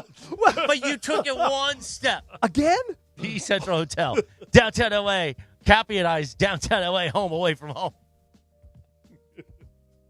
The final test for the preseason for our Los Angeles Rams. Thursday at the Palace in Inglewood. As the visitor, our Rams battle the Chargers for Week 3 of the preseason. Coverage begins at 5 p.m. with the Toyota Rams Countdown to Kickoff. With Marcus Grant, Sua Cravens, and producer Emily. Kickoff from SoFi at 7 p.m. Rams, Chargers, Week 3 of the preseason. Hi, this is Matthew Stafford of the LA Rams. The Rams play here. Hi, folks, it's Oral Hershiser, and I couldn't be prouder or more excited to introduce the new Oral Hershiser Chevrolet here in beautiful Chino. Chevrolet has been a part of America's story for over 100 years, built on grit, reliability, and doing things the right way. And that's exactly how we are going to earn your business at Oral Hershiser Chevrolet. So come on in, say hello, and let us earn your trust. Oral Hershiser Chevrolet. Bulldog tough, Chevy strong. I'm going to Morongo for my fantasy football draft party. My first pick, cheerleaders. Now your top reasons to visit Morongo. Football's back, and we're giving every league commissioner just what they need, a draft party. Number 2. Make Labor Day weekend a Morongo weekend. Book a suite or private casita. And the number 1 reason. We're giving away a 2026 Mustang GT Fastback, the 31st. Morongo, good times. In a world parched for excitement, one drink will emerge. Twisted Tea, the refreshing thrill ride of flavor. Recreating its classic role as the hard iced tea that goes down smooth. Twisted Tea doesn't just taste like real iced tea, it's made with real brewed tea and a 5% kick of alcohol. Taste the adventure with Twisted Tea Hard Iced Tea. Keep it twisted. Twisted Tea Brewing Company, Cincinnati, Ohio. Please drink responsibly. Skechers elite athlete OG Anunoby has been making history on the basketball court. Anunoby tips it in. Unbelievable. What a shot. He's been balling out in Skechers high-performance basketball sneakers, and the world is noticed. But how does OG train off the court to keep in peak physical condition? Hands-free Skechers Slip-ins Aeroburst. They help prepare OG for the physical demands of playing at a championship level. Get your pair of Aeroburst for only $165 at a Skechers store, Skechers.com, or wherever high-performance running shoes are sold. 2:30 on a live imaging Tuesday presented by Providence. Dolly. We lost Dolly Parton today at the age of 80 years old. Providence reminds you at providence.org/SoCalHeart. Your heart works hard for you every day. Providence encourages you to take simple steps to protect it. From staying active and eating well to scheduling regular checkups, it's all part of keeping you in the game for the moments that matter most. Providence.org/SoCalHeart. Johnny I. In about an hour and a half, the Dodgers are going to take the field in Atlanta to take on the Braves in a series that could be important. And joining us to talk about that is Katie Wu from The Athletic, who does such a great job covering the Dodgers. Hi, Katie. How are you? Guys, how are we today? Happy Tuesday. Happy Glass Now Day. Big series with the Braves coming up in Atlanta. Yeah, totally agree with you. And my first question is, Katie, that, the Dodgers won 6 games in a row. They are looking better. Their pitching staff seems to be coming together. But I looked this up. They've played 13 games since July 31st against good teams, and they're 2-11. So this feels to me, with Atlanta, they're kind of in second place. Atlanta's in third place in the National League. This feels to me like it's not a typical run-of-the-mill 1 of 162. This feels almost like a playoff preview to me. How about to you? To me, feels like one of the last true chances the Dodgers have in the regular season to kind of show up against another very good team. You look at their strength of schedule in September, I'm not really seeing a lot of strength. It's a lot of teams with losing records are right around 500 with the exception of the Padres at the end of September. But this is bigger, I think, for potential playoff implications. And it's weird, guys, to talk about that at the end of August. But we know how important the first-round bye is for this Dodgers club. And, they did not take advantage against the Brewers earlier in the month. They kind of really let the Brewers take advantage of them. So this is a time to put even more space ahead of the Braves coming out of this series, and it's going to be their last chance to really impact what they can control in the National League playoff picture, whether or not that's the 1 or 2 seed. They really don't want it to be the 3. They have a really good chance to ensure their best possibility of that happening with this series.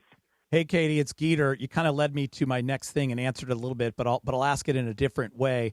As a Dodger fan, I'm kind of manufacturing big series all the time because in June you realize you're probably playing most likely in October. But this does feel big because if they can win this series, you put 5 or 6 games between you and the Braves, you most likely have that bye. You mentioned wanting that bye. Why would it be important for the Dodgers to get a bye this time? I think with all due respect to the careers of this roster, it's not the youngest roster in the world. And we've seen these guys come back from road trips, specifically that 3-city trip coming out of the All-Star break, all on the East Coast, and they were tired. They were gassed. Guys joke in the clubhouse all the time, like, yeah, we know we're old. And eliminating one series just from the travel aspect, and yes, they wouldn't have to travel because they're hosting, but it's the preparation too. All of that goes into play. Now, when you have a projected postseason rotation of Yamamoto, Snell, Skubal, Glasnow, Ohtani, take your pick, it sounds silly to say that you need to reset your rotation to give yourself the best odds because you can really reset that anyway and feel pretty good about it. But it is just another advantage to get this team where they want to be. If they can skip that first round and go right into the division series, stack the rotation they want to, and already have kept their guys off their feet for about a week, that can be a disadvantage to some clubs. I think it's an advantage to this Dodgers club. Yes, they won the World Series last year with the bye, but I think asking around the clubhouse, the coaching staff, and the front office, they feel like their best chance of winning the World Series is with as much rest as possible, and that means not playing in the wild card series. Katie Wu from The Athletic is with us. Katie, Eric Karros said maybe a month ago, if he were running the Dodgers, he was Dave Roberts, he would just tell Shohei to concentrate on hitting. He tried to pitch. He tried to win the Cy Young Award. He got a little bit hurt. Just focus on hitting for a lot of the reasons you just laid out. They have a whole bunch of other starters that they could use. But I'm starting to get the feeling that's not what the Dodgers are thinking. I saw you tweeted that we might even see Shohei pitch on Sunday. He's been pitching bullpen sessions. They're going to try and pitch him again, aren't they? They are, and we could see him as early as that Sunday series finale in Detroit. If we don't see him then, it's almost certainly going to be Tuesday. But I really think that the Dodgers are planning, assuming that Ohtani gets out of this bullpen session he's throwing in Atlanta, they are planning for Sunday for Shohei's return to the mound. And it's going to be like we saw last year, guys, when he was working back up. They're going to ramp him up in game. So that first start back is going to be likely no more than 1 inning, and you have Eric Lauer available to piggyback when Ohtani does leave. But they're going to ramp him back up. Dave Roberts said, though, they're going to do it a little bit more aggressively than they did last year. That is solely based on the calendar. If you can get Shohei Ohtani and if he starts Sunday, that's going to give him 5 starts in the regular season.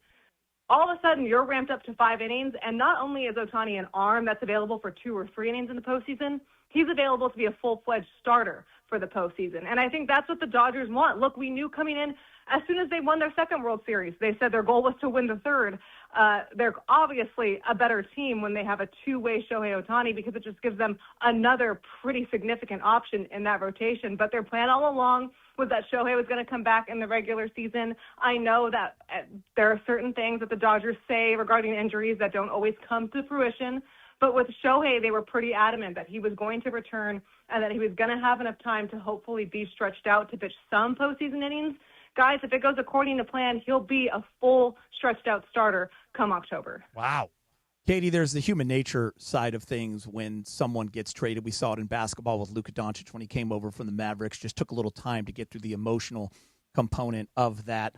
Tarek Skubal was very open about, the time he had in Detroit, how close he was with the teammates and the fans in that city. He looked great in his last outing, kind of like the Cy Young pitcher we all hoped he would be. What are you hearing just about in terms of how he's settling in or how comfortable he's getting around the Dodgers?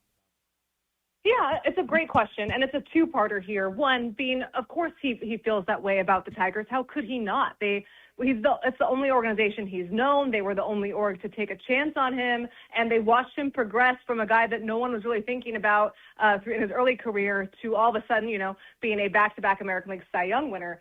And of course, there's going to be some emotion leaving that. It's not like he was in free agency and had a choice. The Tigers traded him. So his hands were tied, and he certainly wasn't blind to the fact that he was likely going to get traded. He was the number one name for the trade deadline dating back to pretty much opening day. So, but just because he saw it coming doesn't take away the emotion and the connection that he has to that organization. Now, I do think what we saw from Skubal in his last start was as Skubal as we've seen, the 11 strikeouts, the way he ramped back up after getting the 3 earned runs in the first. And that's something that he said he wants to improve on. He can't come out just kind of settling in and he's not really knowing where his stuff is. He has to trust his stuff from the beginning. A big thing that I've seen, though, to the second part of this question is how the clubhouse has embraced him. We've seen a lot of conversations from Miggy Rowe about how he's coming in, and Skubal has been so complimentary about his rotation mates, what he's learned from them, what he's talking. We don't see these guys a lot, especially at home in the clubhouse, but on the road, it definitely is a much more tight-knit group, and I really think Skubal has fit in quite seamlessly with this group. Seems like he's found his footing, and of course, because this is how baseball works, as soon as he starts to feel comfortable, he makes his next start where in Detroit, a Tigers reunion can have all those emotions tested again. We're talking to Katie Wu from The Athletic. She covers the Dodgers. Katie, I have a theory that I'm going to throw at you, and I think you're probably going to disagree with it. Pretty much everyone else has, but I want to get your opinion on it. Were you at the impromptu Stan Kasten press conference Friday night behind the batting cage before the game?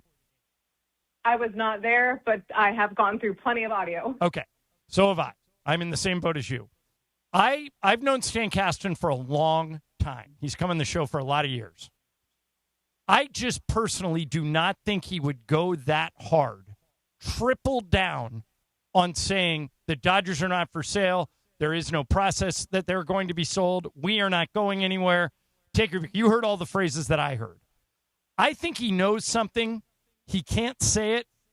And I all of a sudden have pivoted from, wow, Mark Walter is in really big trouble. He might have to sell the Dodgers to, I think they've found out a way for Mark Walter to keep the Dodgers.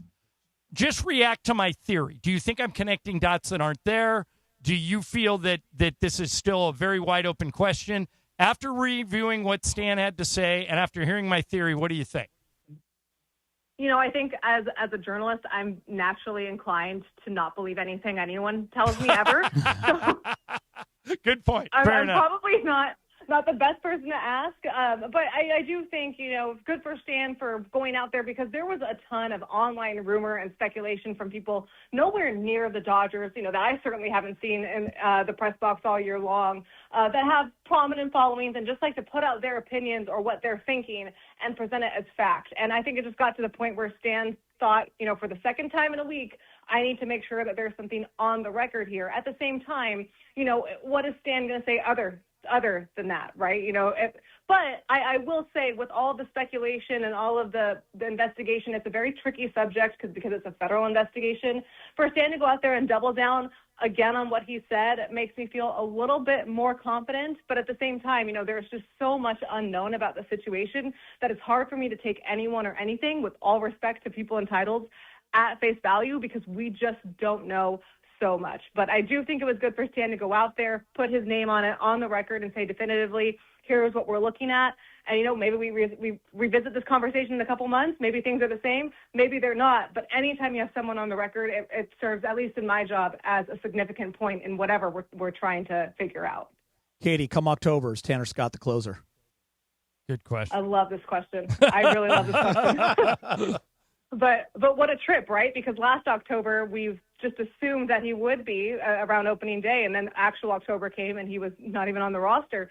This is tough. This is tough for me. We don't think that Edwin Diaz is going to be out too long. It sounds like the minimum stint. This, to me, sounded more like a get-right IL stint more than anything else.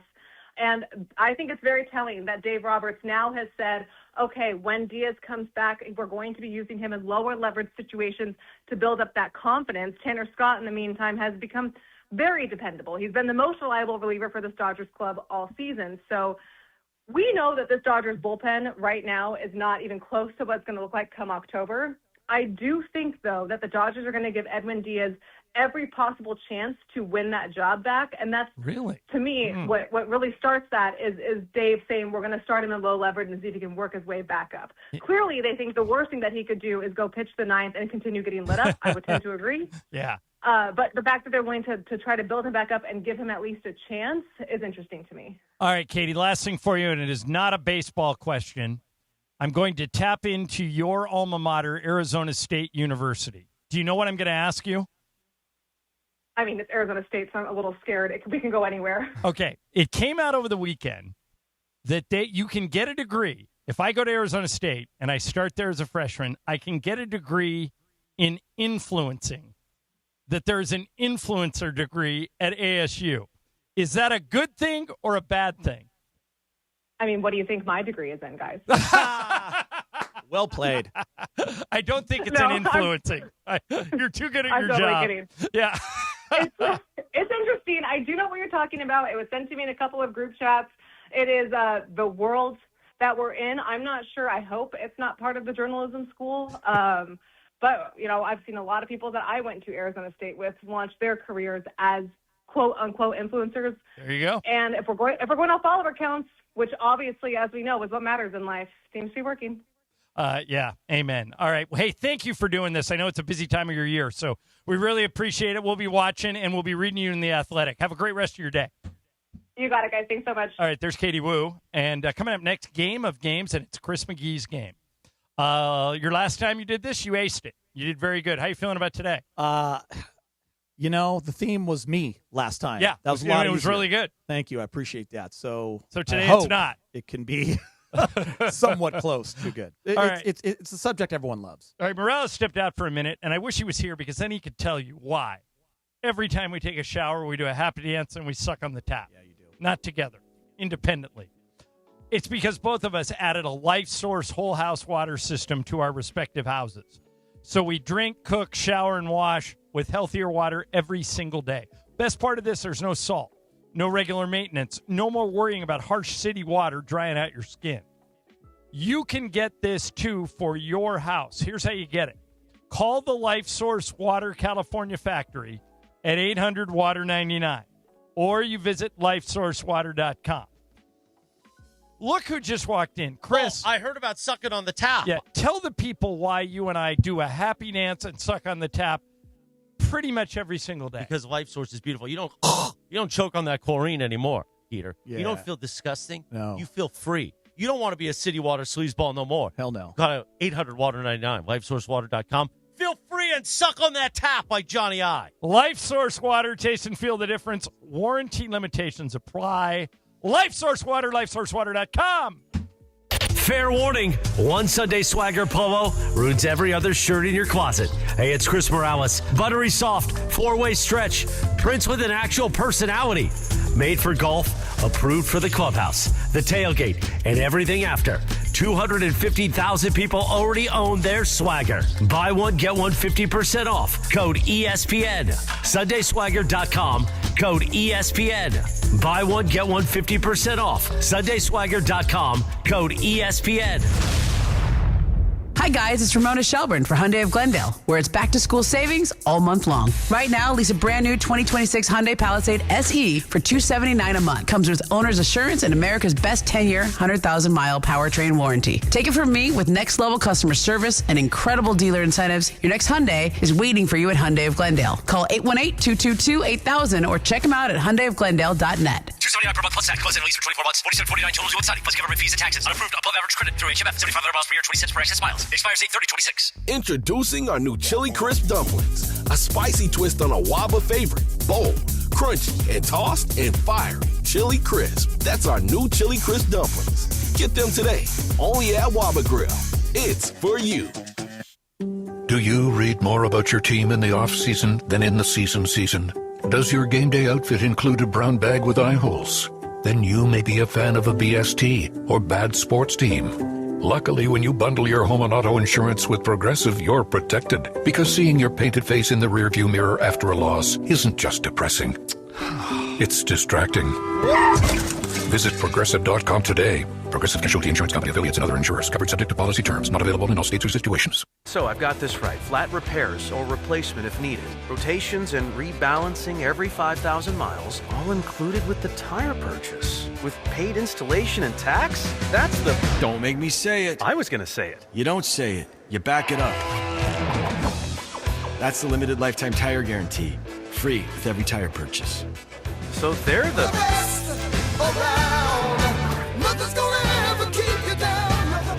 Midas, the best around. And it is time on Mason and Ireland for the final segment. The final segment of the show, always Game of Games time, presented by the one and only Jacob Emrani. Call Jacob. CallJacob.com. And yes, that new telephone number, 800-345-6789. 800-345-6789. Hi, this is Jacob Emrani.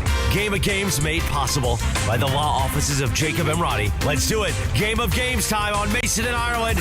Take it away, Mace. All right, no Mace today. Chris McGee pinch hitting for him, and we heard the sponsor of Game of Games is Jacob Emrani. And look, in the flesh is Jacob Emrani. Hi, Jacob. Turn your mic on. Or Will, can you turn his mic on? Am I in now? No, you're good. Okay. All right. All right, Geet, what do we got? All right, listen, I talked to the chat. They're all on board. I know AK did this yesterday, but it wasn't just Kobe Day yesterday. For me, it's Kobe Week. Okay. I know Jacob is behind that. John, M, Will, you're playing? Yep, with 4 players. All right, guys, here we go. Kobe theme. Kobe's first 20-point game came on January 3rd, 1997 in his rookie year. He had 21 points on 6 of 10 from the field, 9 of 10 from the free throw line. He was just 18 years old. What team did he do this against? Was it A, the Denver Nuggets? Was it B, the Sacramento Kings? Or was it C, the Milwaukee Bucks? Will. I'm going to go with the Bucks. Emily? Review those 3 options again. Denver Nuggets, Sacramento Kings, Milwaukee Bucks. Kings. I will also say Sacramento. Jacob? I like Sacramento. The answer is B, Sacramento Kings. All right, everybody on the board except Will, who's still alive, for lucky loser. Kobe Bryant played 20 seasons for the Lakers, only player to ever play 20 for one team. How many seasons did he play all 82 games? Was it A? Okay, go ahead. Yeah, go ahead. I was going to say Dirk later did it. So now there are Did 2 he play players. 20? Yeah. Dirk, all 20? 20 My with the bad. Mavs. My bad. Thanks for correcting But Kobe that. did it first. Thank you for So go correcting that. Was it A5? Was it B3? Was it C4? 3, 4, or 5. Emily? 5. I'm with them. I think it's 5. Jacob? Yeah, 20 seasons, 5. Will? I'll say 5. The answer is C4. He did an 02, 03, 07, 08 his MVP campaign, 08, 09, and 10 and 11. All 82, 3 of 4 years, the Mamba. Wow. And he played in the Olympics in 08. And no one got it. No one got it. Here we go. Question 3. Kobe Bryant once skipped basketball in high school for 2 weeks to practice for the school talent show. He posted this video years later in 2018 advocating that young people should explore diverse interests before fully committing to a single passion, the full Mamba mentality. What song did he wear neon clothing for and dance to in front of the entire school? Was it A, Ice Ice Baby by Vanilla Ice? Was it B, It Takes Two by Rob Bass and DJ Easy Rock? Or was it C, You Can't Touch This by MC Hammer? I'm going to go It Takes Two. Jacob. I'm gonna go with MC Hammer. Will. Go Rob Bass. M. Ice Baby. It feels like it should be It Takes Two, but it is Ice Baby Wow. by Vanilla Wow. Ice. Yeah, all right. I didn't think Kobe would lower himself to that. But, all right, Emily 2, John 1, Jacob 1, Will still alive. Still for Lucky alive. Loser. Number 4, Kobe was the 13th overall pick in the 1996 draft by the Charlotte Hornets, traded to the Lakers for Vlade. 12 players drafted before him. 12 before Bean. Allen Iverson 1, Ray Allen 5th. You guys know that. Who was the pick right before Kobe at 11? Was it A, Peja Stojakovic? Was it B, Vitaly Potapenko? Or was it C, Todd Fuller? Jacob. Potapenko. Will. Potapinko. Emily. Whatever that Stojakovic. Yeah. I don't think you put Potapinko in there if it's not the answer. I'm going Potapinko. It is Vitaly Potapenko. By the way, Peja drafted right after him. Todd Fuller right before Vitaly. All right, that means Emily 2, John 2, Jacob 2, and Will on the board, which means no lucky loser. Here we go. The great Michael Roth gave me this story. Kobe Hall of Fame girl dad took his daughters to see Taylor Swift concert at Staples Center in 2015, where he famously presented her with a championship banner to hang in the rafters, celebrating her record 16 sold-out shows. It matched the 16 titles the Lakers had at the time. That was Kobe's idea. What concert tour was this for Taylor Swift? Was it A, the Red Tour? Was it B, the Reputation Tour? Or was it C, 1989 Tour? Will. I want to say the Red Tour. I agree with Wilbert. I think it's a Red Tour. Jacob. I'm gonna go with Red. Emily. 1989. It was C, 1989. We should And by have the way, known that the Emily was gonna Reputation get Tour that. was a stadium tour, so she only played at stadiums, which was the Rose Bowl. Emily. All right, Emily 3, John 2, Jacob 2, Will 1. Oh, John, Here this we is go. right up your alley. Okay. Kobe won an Oscar for Best Animated Short Film at the 90th Academy Awards. Dear Basketball. What won Best Picture that year? Was it A, The Shape of Water? Was it B, Green Book? Or was it C, Parasite? I'm gonna go Parasite. Jacob. What is it again? Can you tell us? Shape of Water, Green Book, Parasite. I'll go with Green Book. Will. I'm gonna go Parasite. Emily. You didn't say the year, right? When you did it? Nope. Green Book. It was The Shape of Water. Oh, we all missed By the way, it. fun fact, Kobe got nominated, and he found out about 20 minutes before we did a sit-down interview the last time I ever spoke with him, and I've never seen him so happy. We were sitting across Yeah, he was from each very other. excited about that. Number 7. You get 10 of these? Yeah. Okay. I'll go fast. Kobe had many tough defenders try to guard him over the years, creating some fun rivalries. What player did Kobe say this about? He can't stop me. He knows that, but he's good enough to make it interesting. Was it A, Rajah Bell? Was it B, Ruben Patterson? Or was it C, Shane Battier? Boy, it could be any of those guys. Jacob. Good choices. You know he had a lot of respect for Shane Battier, not much for Ruben Patterson. Right. I'll take Shane Battier. Wilbert. I'm gonna go with Rajah Bell. Emily. Battier. I'm going to go Battier. Will Rajah Bell. Wow, All right, Rajah so get a load Bell. of this. There are 3 left, right? Mm-hmm. Emily 3, everybody else 2. It's a great game then. Yes. My personal favorite game is Kobe wearing number 8 was the 2000 Finals Game 4, John. Kobe sprained his ankle in Game 2, missed half of that, missed all of Game 3, which the Lakers lost. Shaq fouled out with 2:33 left in OT, and the Pacers on the verge of tying the series. It was Kobe's heroics that won the day. Kobe famously told Shaq, don't worry, I got it. How many points of his 28 did Kobe score in OT? Was it A, 7? Was it B, 8? Was it C, 10? Emily. 8. I also am going with 8. Jacob. I will go with 10. Wilbert. I'm gonna go with 10. John and M, it is 8. Emily 4, John 3, Jacob 2, Wilbur 2. Or 2 left now? 2 left. All right, Will and Jacob, you have to go opposite of Emily. Okay, here we go. Right. Kobe had the ultimate walk-off in his final game. He took 50 shots, had 60 points. He literally dropped the mic after his speech. He scored 23 in the fourth quarter, but he did have 4 assists that night. Who was his last assist of his career to? Was it A, Julius Randle? Was it B, Jordan Clarkson? Was it C, D'Angelo Russell? M. Jordan Clarkson. I am also going to say Jordan Clarkson. Jacob, you and Will have to go opposite of that. So who are the other two?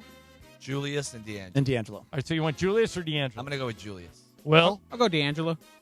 It was Jordan Clarkson. You know how we knew that? We played it yesterday. Oh! Yeah. Okay, so Jacob and Will are out. Em, you've got a 1-point lead over me, so if you get this, you win it. And I could win both Kobe games, which would be like you winning 2 Taylor Swift games. Exactly. I did win a Taylor Swift game once. I know. All right, here we go. All right, 3 hours after Kobe's final game, he was out on the court with his family. For an hour, media members took turns going up to Kobe, having a moment and taking a picture. What were Kobe's final words to me that night after I hugged him and spoke with him?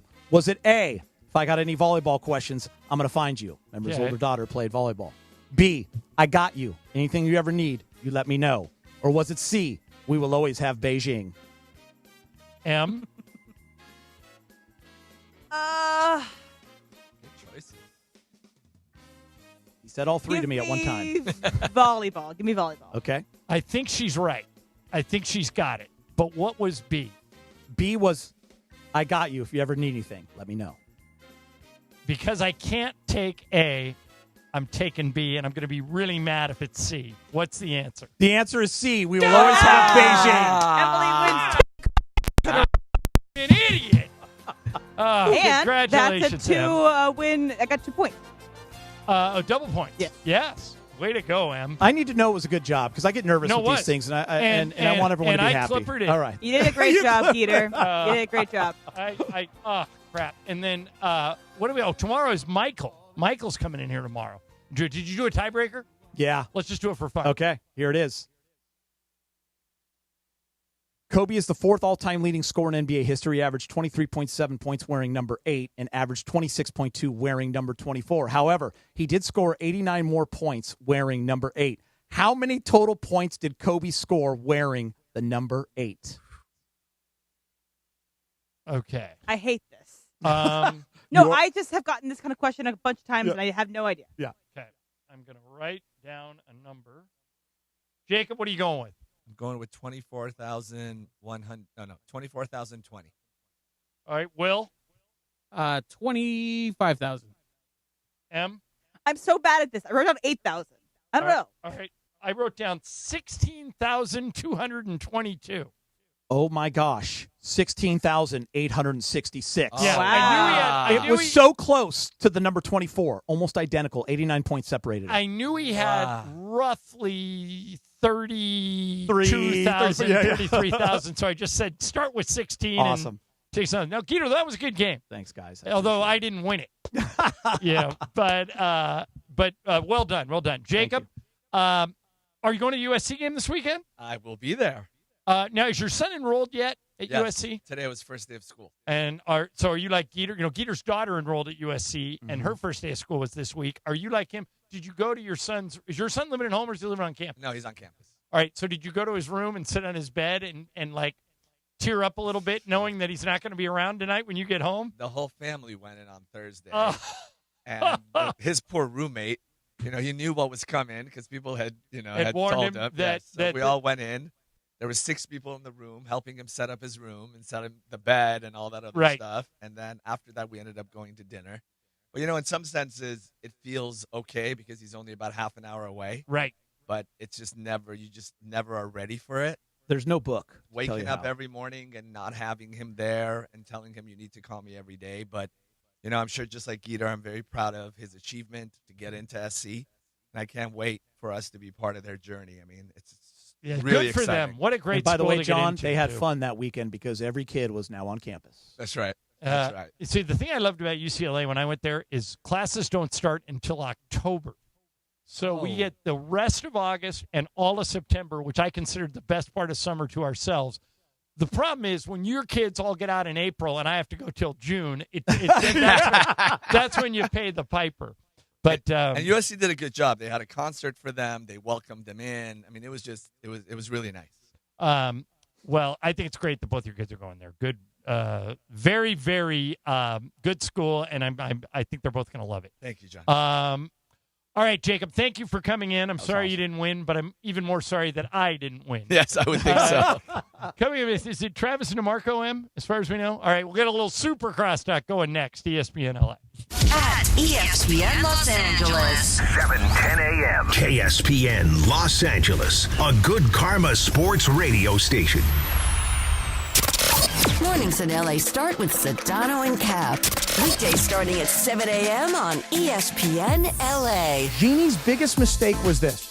If your life and your identity is the Los Angeles Lakers, then you don't sell the team. You generate cash by selling a piece of the team, but you don't sell the majority of the team if it's everything that you're all about. And because she sold the team to Mark Walter, and because Mark is now dealing with all of these federal investigations, the new owners don't want her, don't need her to be the governor, don't need her to run the organization, don't need her to be fan-facing, front-facing. It's been a great run for you and your family. Get out. And that doesn't work well for her because this is her life. But if this was the most important thing to you, keeping the Lakers in the Bus family, girlfriend, you shouldn't have sold the team. The Morning Show with Sedano and Cap. Weekdays starting at 7 a.m. on ESPN Los Angeles. I'm going to Morongo for my fantasy football draft party. My first pick, cheerleaders. Now your top reasons to visit Morongo. Football's back, and we're giving every league commissioner just what they need, a draft party. Number 2. Make Labor Day weekend a Morongo weekend. Book a suite or private casita. And the number 1 reason.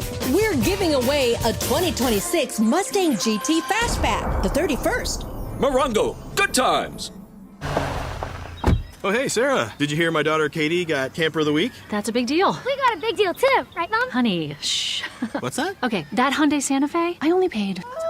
Nice. Deal's so right, it almost feels wrong. The Hyundai Getaway Sales Event. Get 0% APR plus 0 payments for 90 days on the Tucson, Santa Fe, or Santa Fe Hybrid. See your SoCal Hyundai dealer. Offers end September 8th. Call 714-568-7676 for details. Rams preseason football is back, and the countdown to kickoff is officially underway. Get your first look at new additions like Myles Garrett and Trent McDuffie, alongside stars Matthew Stafford and Puka Nacua, to experience every game live and enjoy home playoff ticket access, interest-free monthly payment plans, and exclusive stadium event pre-sales. Explore Rams season tickets today. Visit therams.com/2026. Don't miss out on any of this season's action and get your Rams season tickets now. KSPN AM 710 Los Angeles. It's the greatest segment in LA sports radio history. Oh my God. When the shows come together for magic on the radio. It will only grow stronger. Super Crosstalk. It's time for Super Crosstalk. Woo. Mace is back tomorrow, we think. We'll see. TBD? We'll see if he shows up. Travis and DeMarco have descended on us. Where is he now? He was in Slovenia, and then he went to Amsterdam, and I think he's home. Is he trying out for the Lakers? No, but somebody photoshopped him into the Laker dinner in Slovenia, which I thought was pretty That's funny. awesome. All right, so, DeMarco, I'm particularly interested in what you think of this. Geeter and I talked about this earlier in the show. The Big Ten came out today, and your former school and my former school and Geeter's daughter's current school, USC, Washington, UCLA, all in the Big Ten, they said, we will not take any player who has ever been in an NFL training camp who wants to come back and play. It's against the Big Ten rules, which is noble. You're trying to solve a problem. But Lane Kiffin exists. And as long as those players are out there, I think Lane has the right sentiment here. He said, I'm recruiting them because if they're not playing with me, they're playing against me. Is the Big Ten making a mistake? They're crazy. They're stupid. They're going to be ganged up on. Of Right. course. There are teams, there are conferences with less scruples, I guess, that don't care. This whole thing started with a Louisiana judge. Right. SEC country. They do not care. I love their stance, but it's going to bite them in the butt. These players But I are think, coming too. back. It's a viable option. I was telling Travis there used to be only 3 options when you went to camp. Either you made it, you got cut, get started with your life's work, or learn Canada. Canadian. Yeah. Right. Now you can go back to school and in some respects make more money. Yeah. The Big Ten, I love their stance, is another but problem. they're wrong. Trav, I think that's interesting the way he put that. He said they're wrong. I agree with his sentiment that they're wrong, but they have the right tact here. I mean, this is where we'll eventually be. I think this is a one and done problem. Well, after this year, they're not going to. They'll figure it out. But the NCAA is so stupid and useless that they won't get in front of this until somebody else does. Yeah. I think the competitive disadvantage is real. And as long as Lane Kiffin can get those guys, I want my coach to be able to get those guys. I don't understand what the Big Ten's doing. I agree with both you guys. I think that their heart is in the right place. The spirit of what they're doing is admirable, and they're going to get crushed if they do it. And look, if I'm Bob Chesney or any of these coaches in the Big Ten, and I'm Ryan Day, take your pick of any of these guys are, and NFL players are lining up at Texas and Oklahoma and Alabama and LSU, I'm like, what are we doing? Right. Like, you're going to fire me based on whether I beat these guys or not. Correct. You're going to pay me whether I beat these guys or not. They get to use them. It's not against the rules, however short term it may be. I applaud them for trying to say, you know what, this sucks. We're not going to do this. But they're also going to get their doors blown off. Geeter, this would be the equivalent of if me and Travis are playing in a golf tournament and I decide that because I came from UCLA and he came from Santa Barbara, that I'm going to allow mulligans. All right? Yeah, exactly. I'm going to allow, if For you. if I hit a bad shot, and Travis says, we don't use mulligans in the Big West. That's not the way the game is intended to be played. Gauchos don't do that. Real golfers don't use mulligans. You be you. That's a major competitive advantage for me. Major advantage. I admire your stance, and you're right. But if I'm going to do it, you should be able to do it. Everybody, whatever the rules are, everybody needs to play with the same rules. For the record, I've golfed with Gauchos before. They get like 6 breakfast balls. Yeah. Well, I thought you were going to say we get 6 beers before breakfast, because that is tracks. definitely a Gaucho thing. I think the Big Ten will cave before it changes. Yeah, they have Well, to. the coaches and the athletic directors, I assume. You're going to get beat. You're going to get beat. Somebody with a better roster all of a sudden overnight is going to beat you. And you're going to say either we need to be like them or they can't do that anymore. And Right. the door's open. Do you have headphones over there? No. Okay. Yeah, what's up? Hand him those headphones right there, Geet.